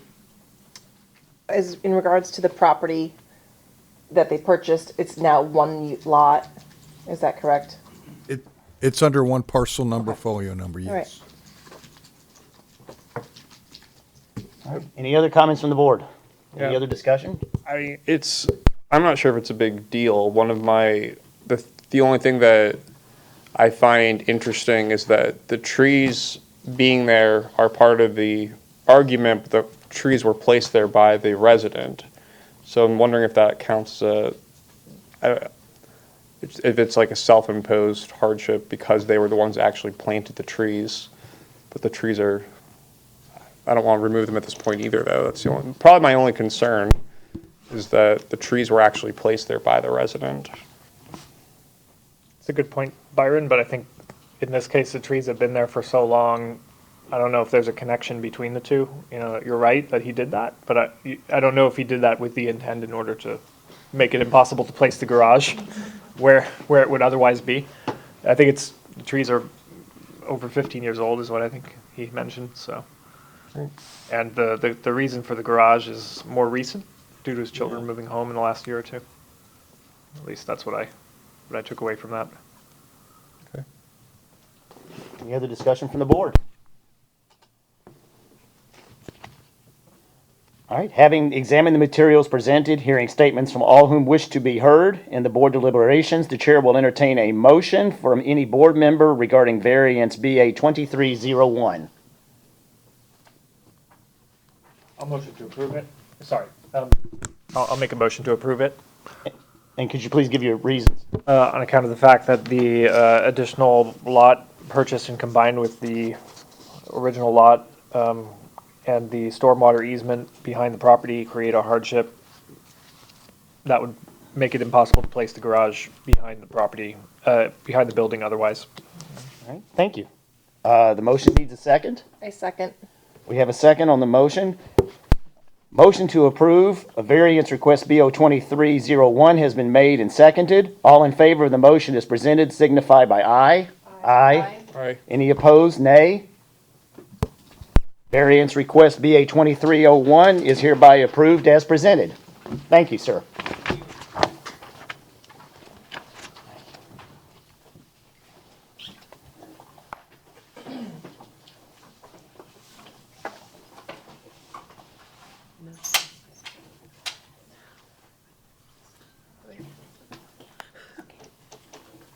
Give everybody just a minute here. Does anybody need 5 minutes or everybody good? We're good? Okay. All right, the Temple Terrace Board of Adjustment will now open the public hearing on the variance BA 23-02 for 119 North Glen Arvin Avenue as submitted by Florida College. Community Development Director Sherman, please make the staff's presentation regarding variance request BA 23-02. Thank you, Mr. Chairman. So tonight for the board's consideration is a variance application BA 23-02. The applicants request that the board consider their application for the grant of a variance from section 12-655, standards for and protection of environmentally sensitive lands contained in the Temple Terrace Land Development Code. The owners of the property and the applicants is Florida College. So this is a general area map and location of the property. It's located at 119 Glen Arvin Avenue. The current zoning is educational and institutional. The future land use map category is public, semi-public, and the lot area is approximately 17 acres plus or minus. The request tonight is that by the applicant is that the Board of Adjustment consider their application for the grant of a variance from section 12-655 of the Land Development Code, building standards for and protection of environmentally sensitive lands. The applicant is seeking a variance to permit the placement of an amphitheater within the 50-foot wetland setback and the 200-foot river setback. So, these two sections which they're requesting a variance from is section 12-655E1B of the Land Development Code, and that restricts the placement of structures within the established jurisdictional wetland and from the Hillsborough Riverbank. Reading, no building shall be located closer than 50 feet from the landward boundary of the established jurisdictional wetlands or 200 feet of the river, whichever is greater. Section 12-655E1C of the Land Development Code restricts the placement of impervious surfaces within the established jurisdictional wetlands. Reading, no building shall be located closer than 50 feet from the landward boundary of the established jurisdictional wetlands or 200 feet from the river, whichever is greater. And tonight, the applicant's seeking a variance to permit the reconstruction of the existing amphitheater within the 50-foot wetland setback and the 200-foot river setback. The construction of the proposed amphitheaters to be constructed in essentially the same building footprint, but further from the bank of the Hillsborough River and wetlands with the existing amphitheater, with some of the aesthetic changes that would lessen current nonconformities and other changes that will bring the site into compliance within the existing building code. The existing site was developed over 50 years ago when many of the existing zoning and building codes were not in place. The proposed amphitheater would reduce the overall impact of impervious surfaces by removing the majority of the concrete, which currently serves as aisles, to be replaced with pervious turf. In addition, synthetic turf will be added to the outside to provide ground seating, lessening the actual seating required from benches. This will reduce impervious surfaces by approximately 2,100 square feet. They would like to construct a new stage. The current stage overhangs the river. The proposed stage will be pulled back and is located entirely on the property and will provide ADA access. It will not overhang onto the river, and the proposed stage would include a shade structure. A sidewalk will be also added throughout the site to provide ADA to the seating areas. Upon analysis of the request and background information, staff finds that the request meets the hardship criteria established in 12-72C3 of the City of Temple Terrace Land Development Code, and therefore staff recommends the Board of Adjustment approve the request contained in the variance BA 23-02 to permit the placement of a building and impervious surface closer than the 50-foot wetland setback and the 200-foot river setback. So, we find that there's sufficient justification in granting the variance in that there are extraordinary or exceptional conditions pertaining to this particular piece of property because of its size, shape, and topography. The subject property conforms with the lot area and dimensional requirements of the zoning district, but the nature of the use and previous adjacent development prevents the placement of the structure in compliance with this ordinance. The application of the provisions of the LDC to the particular property creates an unnecessary hardship. Florida College, as the board knows, is a historic college located with the urban campus with little ability to relocate the amphitheater outside of the 50-foot setback or the 200-foot river setback or to vacate vacant areas on the campus. The relocation of the amphitheater outside the 50 and 200-foot river setback in the urban campus setting creates a hardship by removal of sidewalks, buildings, parking areas, and an existing infrastructure which serves the college. Relocating the amphitheater outside the 50-foot and 200-foot river setback will also require removal of protected trees. Relocation of the amphitheater outside the 50-foot wetland setback and the 200-foot river setback will create an unnecessary hardship. Number 3, such conditions are peculiar conditions that apply to this particular piece of property because of its size, shape, or topography. In this instance, the use existed prior to the current ordinance regulations and is currently considered a legal nonconforming structure as it is within the 50-foot wetland setback and the 200-foot river setback. Typically, legal nonconforming uses must be removed once they're in disrepair, but the proposed use is an integral part of the property and the college and therefore warrants replacement. Since the amphitheater in Florida College existed prior to the present-day setback criteria, the project poses an unusual situation. The project is intended to improve the site, which is presently unusable and unsafe.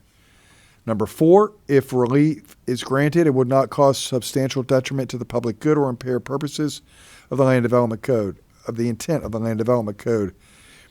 The intent of the, let me go here.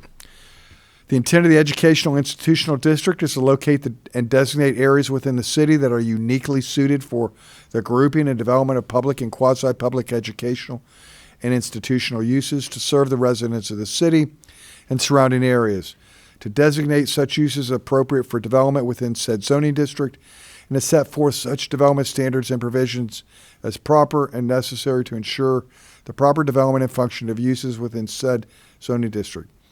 The proposed accessory structure would not cause substantial detriment to the public good or impair the purposes of the intent of the Land Development Code. And the Hillsborough River uplands versus the existing stage area to minimize and even improve final conditions. ADA access will be provided to the stage via sidewalk, boardwalks, and will not impact any trees within the setback limits. Number 5, variances shall not be granted for use of land or building or structure which is not otherwise permitted by the Land Development Code. The EI district permits outdoor recreational facilities as part of educational facilities. The proposed design will match what has been historically located in that area, and no additional new buildings are being proposed for this project. Additionally, the proposed stage's edge will be moved further away from the Hillsborough River and wetlands than the existing stage to minimize and even improve wetlands impacts to the wetlands, or let's say reduce impacts to wetlands in the Hillsborough River. Again, ADA access will be provided to the stage area via sidewalks, boardwalks, and will not impact trees within the setback limits. Number 6, any variance granted shall be the minimum variance which makes possible the reasonable use of the land. The applicant's proposal is an extension of the use of the property as an institution of higher learning, with the amphitheater being part of that institution for many years. The proposed amphitheater is part of the campus and community, providing outdoor classroom space with an entertainment venue. The request is the minimum variance necessary to make reasonable use of the land without having to remove protected trees and infrastructure. Number 7, the special conditions and circumstances do not result from the actions of the applicant. The special conditions and circumstances do not result from the actions of the applicant. Keeping the existing stage seating and infrastructure and protected trees in the same place without removal will allow the college to maintain existing conditions since 1958. Number 8, granting the variance will not confer on the applicant any special privilege denied by the chapter to other land, structures, or buildings in the same district or neighborhood. This granting of the variance will not confer special privileges upon the applicant. If the variance is granted, it will allow Florida College to continue the use of the amphitheater as it has been since the 1950s. And number 9, allowing the variance will result in substantial justice being done, considering both the public benefits intended to be secured by the LDC and the hardship that will be suffered due to denial of the variance. Granting the variance will result in substantial justice being done, as it will allow Florida College to continue operating the amphitheater space used by both students and members of the public in the same way that it has for many years. And I can answer any questions or try to that the board may have tonight. All right, thank you. Are there any questions for staff by the board regarding this request? Go ahead, sir. I have one. I notice a lot of the arguments here hinge on continuing an existing use that's been going on for 50 years. I also remember a section in the staff report that stated that the current amphitheater is in a state of disrepair and unusable. Is it unusable at present? When was the last time it was used? Is that known? When I was out at the property and looked at the amphitheater, it's in considerable disrepair. And the existing stage cantilevers over the wetlands and over the river. So yes, it is both the stage and the amphitheater seating is in disrepair. Well, but is it currently still in use? No, it's not in use right now. Okay. So, thank you. Any other questions from the board?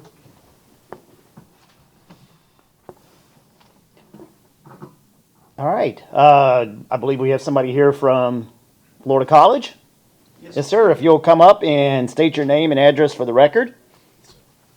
Scott Garth, 1214 North River Hills Drive, Temple Terrace. All right, sir. Good evening. And you have 15 minutes for your presentation. Sure. Let's turn this on. And we are ready, sir, to change it. Hit that and point at that computer. And if it doesn't work, give me the eye. All right. It's going to work. Thank you, Mike, and thank you, board. Scott Garth. I'm a former Florida College. I graduated there in 1989, and with me tonight are my engineer, Bruno Ariola, and Florida College staff, Jamie Lewis, he's Vice President of Operations, Nick Shutt, Director of Business Operations, And Michaela and Ethan, here in the middle, are recent graduates, and now they're working for the college in business and IT capacity. So couldn't bring all the students tonight because they're studying for exams, like good students should be this time of year. As fate would have it, my son is on campus tonight. He'll start college there in a few months, but he's in a talent show performance tonight. So hopefully he's doing better than I am right now. But appreciate your time. Just want to give you a little background on the amphitheater, and that's what this presentation is showing. The river and the college and activities on the campus have been integral to the student, the culture there for many years, dating back to historic photos all over the room here. But the campus itself, shown here, is where the existing amphitheater is located, adjacent to the river. It's been there for since prior to 1958.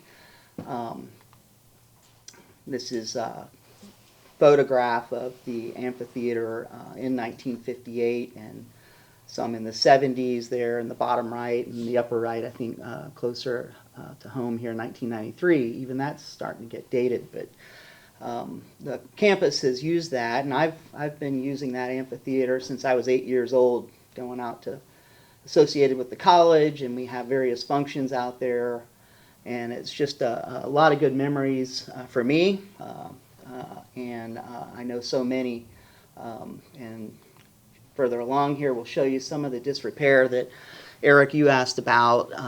It's just collapsed and has been just really not in use for almost a decade now, I think. 3 years. Oh, just 3 years, okay. So one thing I would love to see, and I know the college students are also in favor of this, is getting more gathering places on campus, and this was one that has historically been a focal point for the student body. Some more pictures of some of the warped wood features that were used out there in the past, and lack of ADA access. Now, we took a look at the University of Florida. They're one of our other clients as engineers. We do a lot of work at UF as well as USF, go Bulls. And this is some of the features that we would like to do there, including the terraced seating that you see here in these photographs of UF's amphitheater, as well as using some turf to reduce impervious areas. Some recent improvements on campus are what was called the activity zone, or the quad, and it's using pervious artificial turf, as well as you've got some shade structures there, as well as some lighting. I can tell you the students make use of this feature in the middle of campus, and it is a great place to gather. So again, this is the existing amphitheater. It's about 50 feet by 50 feet, the actual amphitheater shown there. It's very small, less than 1/10 of an acre. This is kind of a sketch or schematic showing how the existing amphitheater is within that 50-foot setback. The orange line that you see running horizontally there is the 50-foot setback from the river. Again, some of the seating, the terraced effect, and again, this would be a pervious, rather than it being impervious as it currently is, it would be a pervious nature, so we're reducing runoff. And these are just some renderings of what the improved amphitheater could look like, and some of the vision that our architect, who's not here tonight, has provided for us to give more of a visual of some of the improvements, including some ADA features such as the boardwalk shown here. There are trees out there that we're trying to avoid, and I think that's a key factor in this as well. With that, that's all I have, and it's up to you. Up to them. Yes. Okay, thank Turn you. it over to you.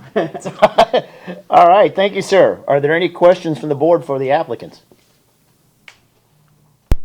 Yes, I have one. So the proposed amphitheater will be within the existing footprint, and you're actually going to be reducing the stage, correct, and bringing it further away from the river? Correct. The stages will be rebuilt, but it'll be rebuilt close, more upland than in the river. So we're trying to avoid any river impacts. Okay. I have a question. Is there a, if this is just existing in the current place of the amphitheater that's no longer working, do you have to demolish any tree of any kind to even make this possible? Bruno? No, the site layout as the algorithm on it. I'm Bruno Ariola with DRMP, one of the civil engineers for the project. No, the plan right now is for all the trees to remain. There is one area where we're kind of close to an ADA ramp we're providing to kind of like to the southwest corner of the project. So we may have to remove one tree, but we do plan to do a mitigation plan. We already had a meeting with the city arborist on site. We're aware of the requirements to mitigate trees, and I think it's 4 trees per one removal. But as of now, all the trees are to remain, except the one we're kind of close. We're going to have to perhaps adjust our 88 ramp. There are some challenges with the grades that we have because there's a change in elevation in that area, but we're confident that all the trees will remain. Okay.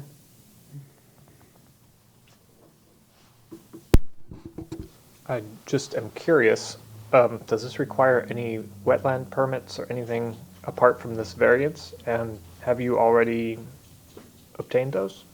Oh, great question.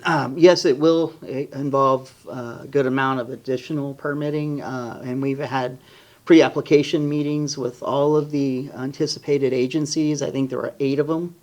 So this is just our first step, and we wanted to make sure we got past the variance issue first, but we have had pre-application meetings with Swift Mud and DEP, I think the Port Authority, Hillsborough County EPC, of course, the City of Temple Terrace has its own permitting process is our next step, and we're really excited to begin a final design. We've got conceptual and some preliminary drawings to a pretty good level, but we need to start that permitting process with all the agencies. But pre-application meetings have been done.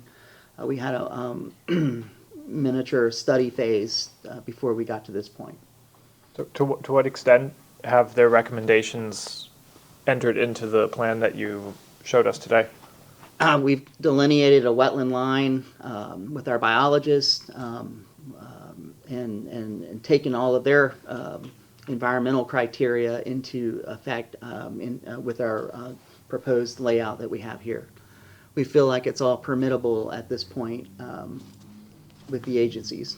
They've given you that indication, or? Yes, they've given very positive indications because of the small nature and us reducing the amount of impervious. All of them were on board with what we're doing. Yeah, in their eyes, this is more, it's kind of like a retrofit, like rehabilitation project. We're not really building anything new outside or, a bigger footprint. We're not going to impacting more things that are not, if that makes any sense. And we're adding more pervious areas, so I think they were pretty happy with our concept. I was a lot more favorable to that argument until I found out that it hasn't been used in 3 years, so I'm kind of struggling with the fact that it is a new use and that it is basically a derelict structure that ought to be removed at this point, or at least it was 2 years ago even, maybe. So I understand, but I think conceptually it makes more sense to think of this as a new use being proposed within that wetland limit that requires the removal of a derelict structure that isn't used anymore. Would you plan on removing the derelict structure, or would you just leave it there otherwise? This new amphitheater will be in the same footprint, so it's going to be totally reconstructed, but in the same footprint. I mean, in a hypothetical nightmare scenario where you don't get a variance, yes. Would you just leave the old amphitheater there to crumble? I think it's a safety hazard. It really, in my opinion, needs to be, would need to be removed in that case. No. All right, thank you. I have a question. What is the seating capacity of the current structure? Boy, we ran through those numbers, and it was, Jamie, do you happen to remember what those numbers, 400? 300. And roughly. what's the seating capacity of the proposed one? 500. Yeah, we are providing, I don't know if we can pull up the site layout again, but we are providing some turf areas out on each side of the proposed amphitheater that will allow for seating as well. I am having I guess I have a question about, in the event, I mean, this is, I could say this is very different than a lot of the variance requests that we get, but assuming that we agree that Florida College needs to have an amphitheater, I want to give you a chance to explain why it would be a hardship to build the amphitheater somewhere else on the campus. Sure. Like specifically, I've walked around there several times, and there's still, I could just think in my brain of a few options. Sure. Let's see here. If we can, there's the layout, and just going back to the first question about the seating, and we are proposing some sloped areas on the sides of the amphitheater there to increase the ability for more people to sit out there. But the actual amphitheater footprint is the same capacity. As far as relocating the amphitheater off of the river, We're assuming that it doesn't actually really exist, then why is it there's a hardship that it has to go there versus another part of the campus? And the question is, it's not that I don't think it's really cool. It's just a matter of that what I'm asking here about, like why it's a hardship for that location versus somewhere else on campus. Why can't 10, 20 parking spaces be removed? I saw empty parking in one of the aerial photos, for example, and there's also a volleyball or tennis court that could be also given up in exchange for an amphitheater, potentially. I know parking's an issue out there. Moving it up into the parking area. Or above the parking area, there's also a lawn there That area north of the parking is an underground stormwater storage vault. So that we wouldn't want to build anything in the grassy area north of or west of the parking there. Plus, you will be at the end of the impacting day, a lot of you know, trees. us pointing out individual things. Yeah. Byron, it's not really useful for us to, well, look at this, you could put it there. You know your campus, Yeah. so it would be great to hear why it would be a hardship to place it The, somewhere else. the architect who's not here, Durkin Edson, has a master plan for the campus, and everything's kind of laid out for the future. But this is the preferred location, is to kind of repair and put it back where it is now, to a large extent because of the beauty of the river and other areas on campus. I know you mentioned that you walked around and you see other open spaces, but I think there's plans for those spaces or this space here with the underground storage vault would not be a place you'd want to put something on top of that vault. Plus a lot of impacts to existing trees as well. Most of the open areas on campus right now are fairly small, and they have a lot of trees that would have to be removed. I'm assuming there's a financial implication. It's probably cheaper to replace this than build something new somewhere else, correct? Well, it kind of goes back to the original question of what would we do with the existing dilapidated structure, and to me that it's got to be dealt with, so now you're doing two projects instead of one. Right. Jamie, did you want to add to it? Yeah, Jamie Lewis, I'm the Vice President of Finance and Operations at the college. Thanks for your time tonight. To address a couple of those, for the length of time since it's been shut down before now, COVID, and this is a donor-funded project. The college has a policy that any project has to be 100% fundraised before we can start, so we're in the process of that. We've also worked with we signed a national architect that only works on higher education campuses. They're out of Pennsylvania. They couldn't be here tonight, but we've been working on this design for over a year. It didn't have several meetings with the city leading up to this. So a little bit of reasons for the length of time, but also we're cautious of our students. We want to make sure we're doing the best thing we can. So as soon as we saw signs of that, we've had erosion companies out there to fix the problems that occurred. And so a little bit of the length of the time for that. As far as the rest of campus, one of the things that we did consider, we looked at multiple locations for that. To minimize the impact, or the tree removal has been the biggest reason not to put it somewhere else, or the impact of our campus growing. This year we'll have an all-time high in our enrollment. We expect that to continue to grow north of 600, and of course, our academy is over 500 right now, so 1,000 students on our campus. So that's the reason why we chose not to relocate it, but we did look, but the tree issue, working with arborists, was something that we wanted to avoid. Thank you, Jamie.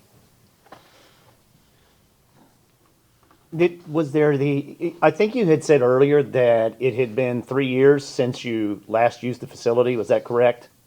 Was that due to it already being in a state of disrepair, or was that COVID, or was that just everything aligning there at once? Why was it not, I guess I'm partially asking, was part of it because I'm sure the campus was shut down like every other campus was, was it looked at before, like we need to repair this? Has this been going on? We started having problems on our campus with rainwater runoff from our dormitories down to the river.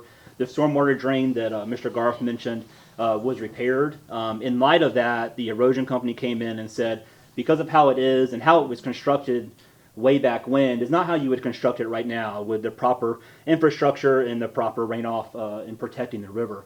And their recommendation at that time was to find a solution to completely almost rehaul in a way or revitalize the property. So since that time, since that erosion, we fixed all the problems that we had from our dormitories down to the river, including the drainage tank behind Boswell Hall. And then we started immediately working on design and fundraising. Okay, thank you. Are there any other questions from the board for the applicants? Just one last question. Was there any sort of student surveys done, or were they polled about the location of this? Did they have any sort of say in like where it's going? Yeah, we've worked with our student body. We haven't broadcasted this out yet because we don't want to get their hopes up. Yeah. Because sometimes that will backfire on you. So, but we have worked with some of our younger staffs who are recent grads. We primarily use them as our focal point. Give you a different perspective as maybe a current 18 to 22-year-old would. But Michaela works in my office. She's our project manager for some of our projects, including our Chatwich renovation, which we just finished. And so we've used them as a speaking board for the design process. It's the dot diagram that was recently done with the students. Yeah, 5 years ago, and then within the last couple of months, we've done a dot diagram where architect came in, met with the students, and said, "Where's your focal points on campus?" Amphitheater was indicated both 5 years ago and then within the last year. So. Any other questions from the board members? All right, thank you. Are there any other persons wishing to be heard regarding variance request BA 2302? If so, please come to the microphone.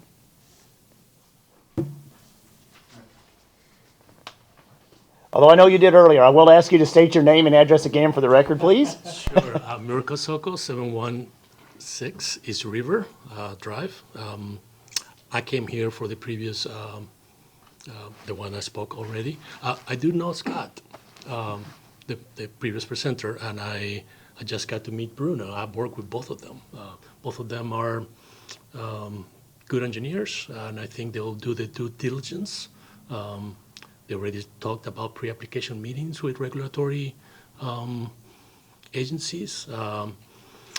I had a chance to walk on this auditorium, I forget, maybe 8 to 10 years ago. It's a beautiful spot. And, you know, and I have nothing. I'm go Bulls, but it's a local school. It's our local school, and if they're gonna come and redo this auditorium, I don't see why not. And I vouch for those two engineers that just spoke, and I know they'll do their due diligence and do it the right way. So, thank you. Before anybody makes a motion, if the applicant could state what is the hardship presented by the land itself that requires a variance of this size?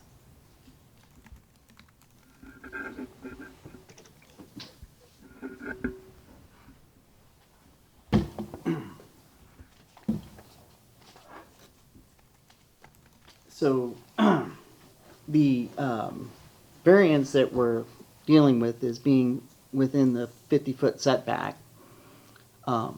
It's an existing feature, and there are no good viable alternatives to move the amphitheater outside of that without creating impacts to trees, underground storage vaults, buildings. What about the sidewalk that runs behind it in your parking spaces?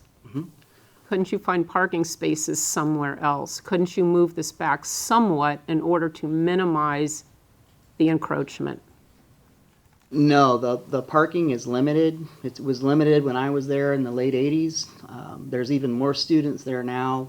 Any impacts to that parking and drive aisle is, I don't know where the students would park.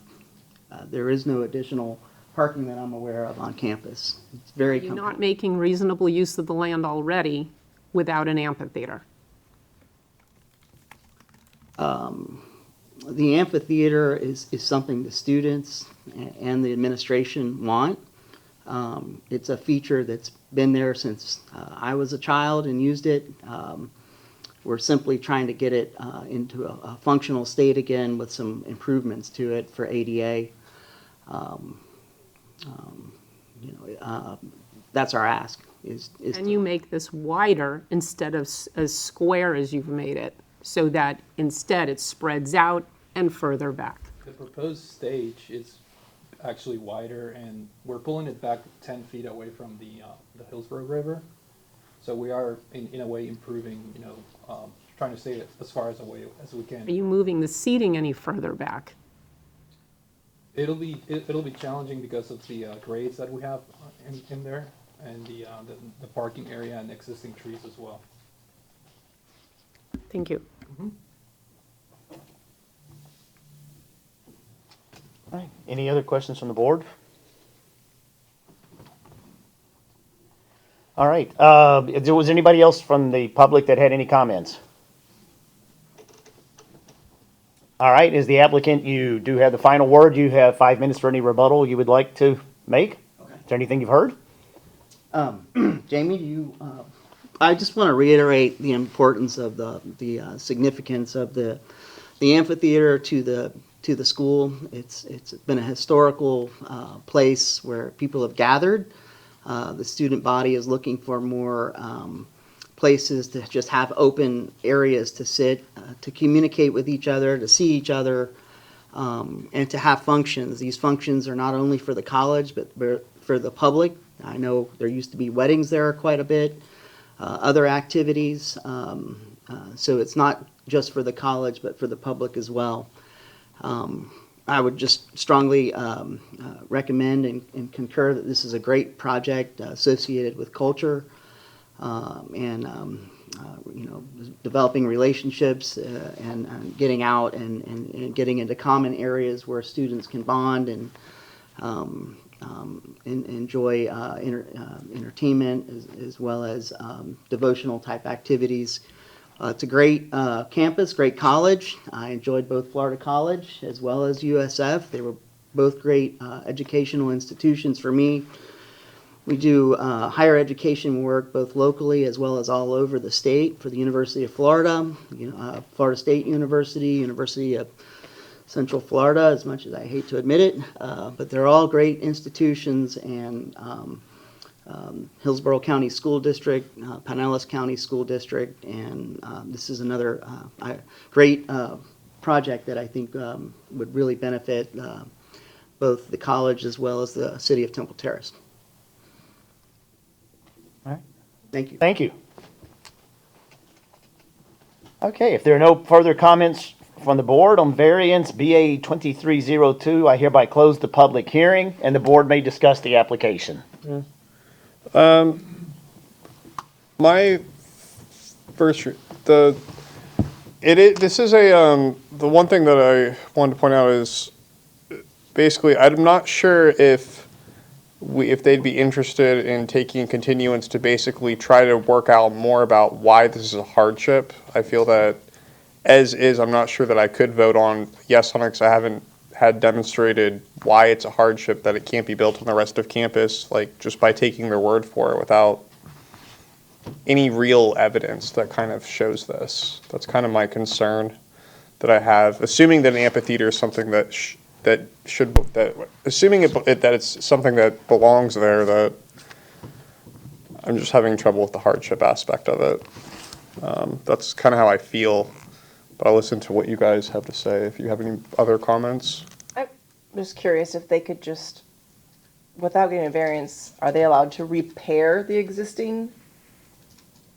The existing, It's a legal non-conforming use, and they can repair it, but to the extent that they're going to have to do to basically rebuild it, they're going to have to come into all current codes,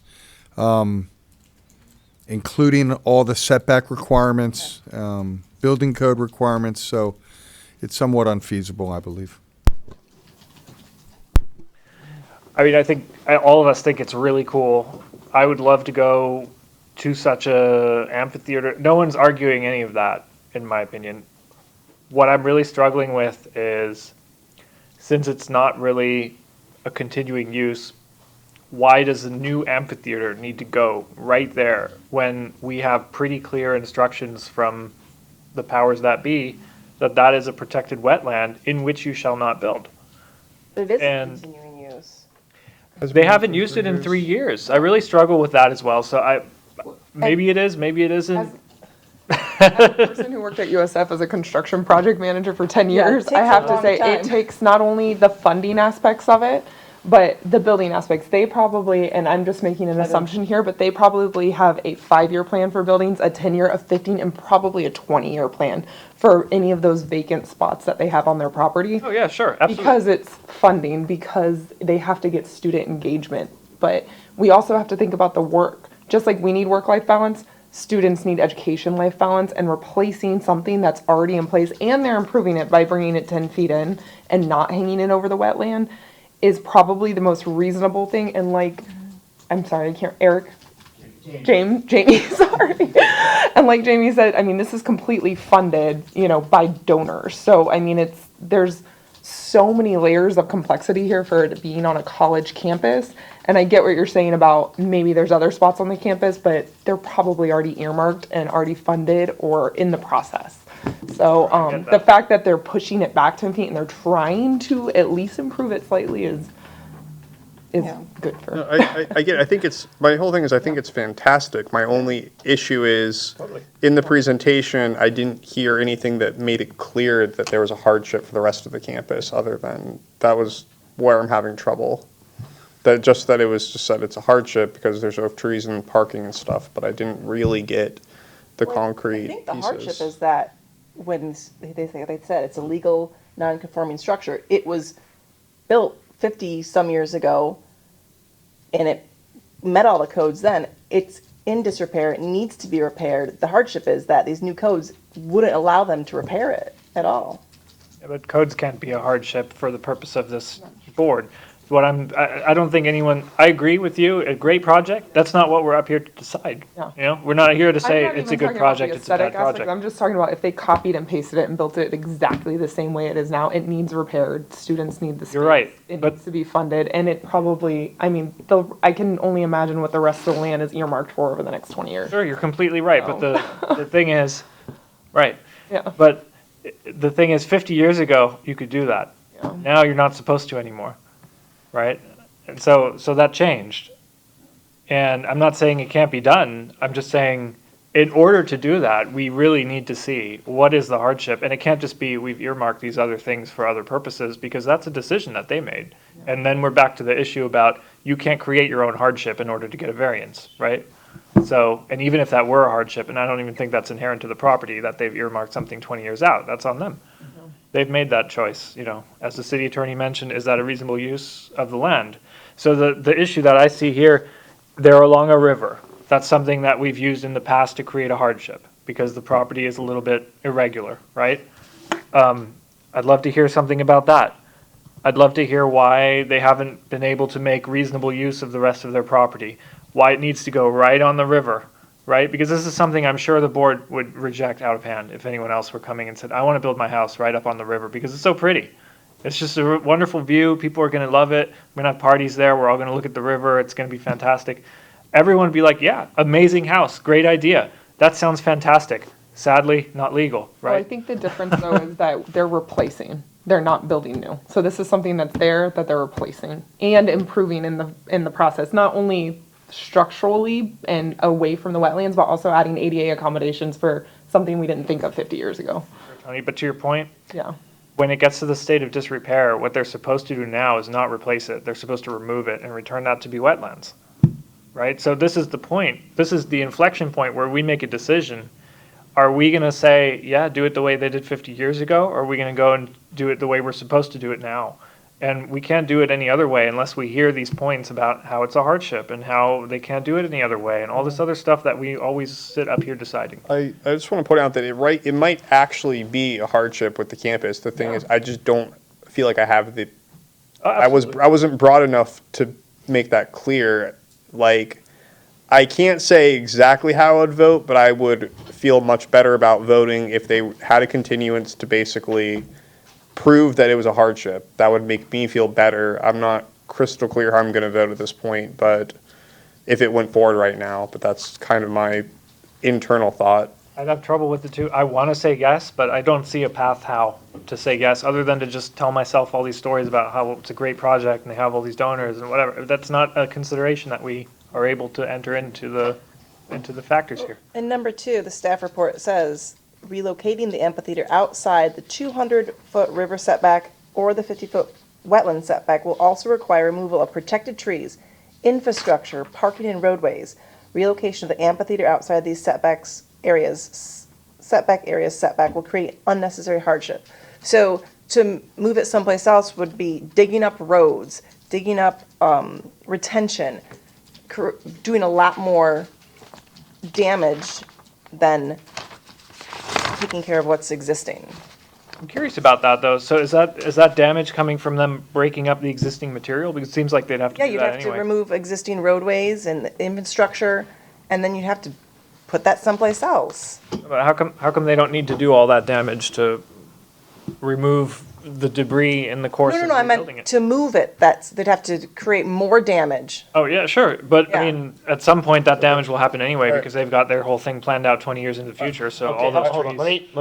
let him finish and then we'll, okay. I'm sorry, Ted, No, you no, go no, ahead. You go right ahead, but I don't want to get everybody talking over each other, so no. I'm just pulling, I have some, are you done or? I was just going to say, Stephanie, I agree with you completely. They need to present us with that. They need to say, look, I can't put it here. Staff did present us with that information. Is that to be taken as gospel? I don't know. Well, the staff told us to. Okay, All right, hang on. We don't always listen to I normally staff. don't I'm the do this, first one to say we should listen to staff, so. All right, everybody, hang on just a second. Brian, go ahead. I want you Yeah, to say what you got to say. We're going to get through this, but one at a time. What I would say though is that the staff report does say this, and it comes as blanket statements without, I haven't heard anything that fully backs it up. It's alluded to at best, and that's my only concern is that these are alluded to kind of theories. I'm sure it's probably true, but I haven't really gotten not one picture that shows the hardship outside the parking lot of the rest of the campus. Not one other place proposed and raised and dismissed. Like there hasn't been any of that. And that's kind of why I just want to feel comfortable to be sure this is all true, just because it says it in this paragraph and was presented without getting all the pieces. That's kind of where I just feel a little bit concerned. Yeah. I think not to draw an unfavorable comparison, but if you consider the effort and care that went into the first presentation we saw tonight and how detailed and how thorough it was, I don't see how we can greenlight a multi-million-dollar project without seeing something substantive like that. And I feel like it's only fair in terms of due process and having all of this be in a public forum that Florida College does us the service of putting in that effort as well, at least as much as a young homeowner could, in terms of persuading us that we should say yes to this, because I think all of us up here want to. I want to, but I don't see a path right now about why this needs to go into a protected wetland. And I couldn't vote yes on it right now, frankly. And just to make a soliloquy out loud about this, we're only allowed to vote yes if there's an actual hardship, and we have to have the hardship presented to us. The hardship meaning the hardship goes with the land itself. And it can be, different factors can come into that about where the structures are, the trees. et cetera. So far, you know, it's a great project, but I haven't gotten the hardship, the information that can raise and dismiss the other places it could go, show why the other places don't work, why, that type of thing. I have a question for the city, probably for the city attorney. When we say the land with something this size, does that include the entire campus? I want to ask what defines the land in this case? It would be the parcel, the lot. I don't know how big this one is. It may be the entire campus for all I know. It's one parcel, 17 acres. The campus is one Yes. parcel? Okay, thank you. I just wanted to make sure that we weren't talking about options that weren't even possible if this was a separate parcel.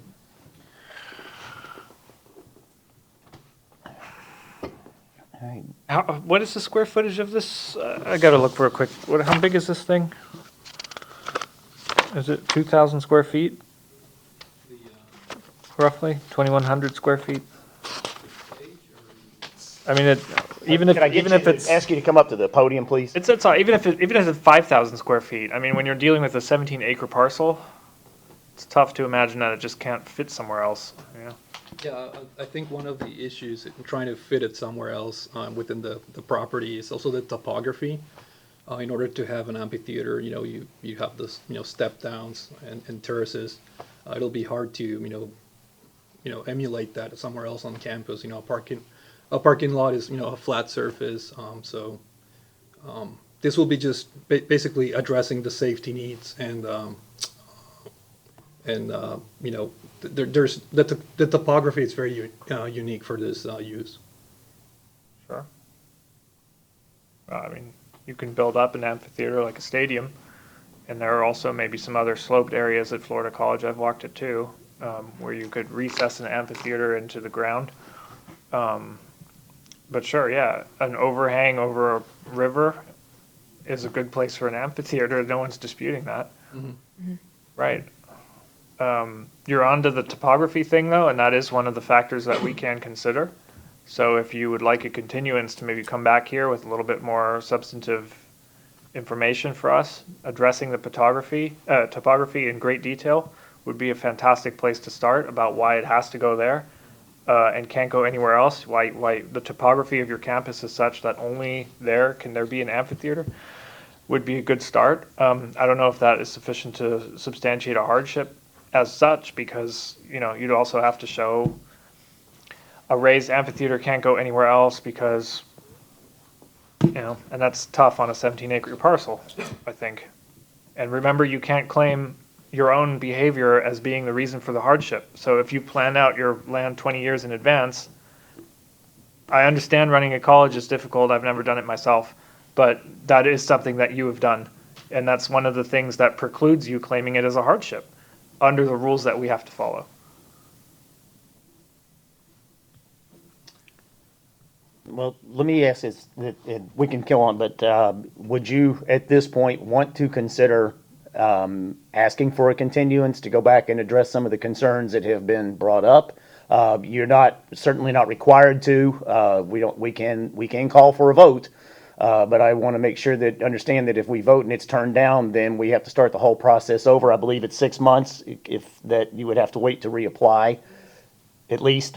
Yes. We can come back. We'll come back next month or with more information on the Okay. hardship. Would somebody like to make a motion to grant a continuance? Yeah, I'll grant a continuance because the board discussed we need to know more information about the hardship. And so I therefore motion to allow a continuance on this for Florida College for 23-02. I second.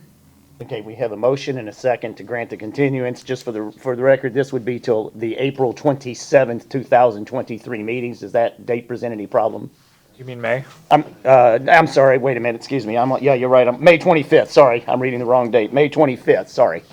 I will not be here. Okay. Oh. There may not be a meeting on May 25th. I was given the date of June 22nd as the next potential meeting. Yeah, the timeframes are internal, provided we can meet all our advertisement requirements, and I think we can do that. I just think it's going to go back and see if we can find some more evidence that there is a hardship by relocating the amphitheater. I mean, personally, I would be happy to come in a couple of weeks if that's all the time they need, in the spirit of moving things along expeditiously for Florida College, because we all want to see you succeed.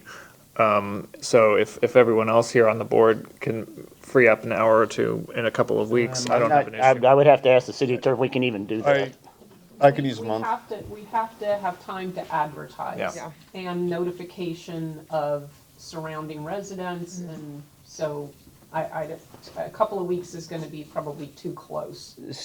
So I would say that it would probably either be the May 25th or the June 22nd, depending on if we can ensure that we have a quorum for the board for May 25th. Are you okay with either one of those dates? Yes. Okay, so we have a motion, we have a second. I just wanted to clarify the dates before we did that. I'll call for a vote. All in favor of granting the continuance until the next regularly scheduled meeting, say aye. Aye. Any opposed? All right, then a continuance is granted on this issue, BA 2302, until the next regularly scheduled meeting. Thank you all very much. All right, new business. Is there any new matter that any board member would like to raise? I was just wondering if we could, I know there's been a lot of changes in the office recently, but can we put a QA parameter in place so that, because I feel like the last 4 meetings we've had, wrong information has been sent to the surrounding people.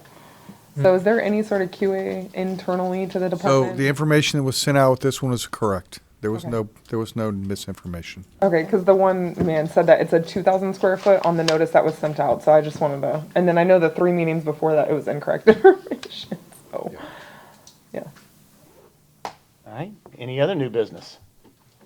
All right, is there any old business that needs to be brought before the board? All right, if not, according to this, the next meeting of the Board of Adjustments is May 25th, 2023 at 6 p.m. if needed. There's no other business to be brought for the board. The chair will entertain a motion to adjourn. I'll motion to adjourn. I have a motion to adjourn. Is there a second? Second. I have adjourned a second. Everybody vote. Anybody, everybody say aye, right? Aye. Aye, there we go. Any nays? I didn't think so. Thank you. Have a good evening.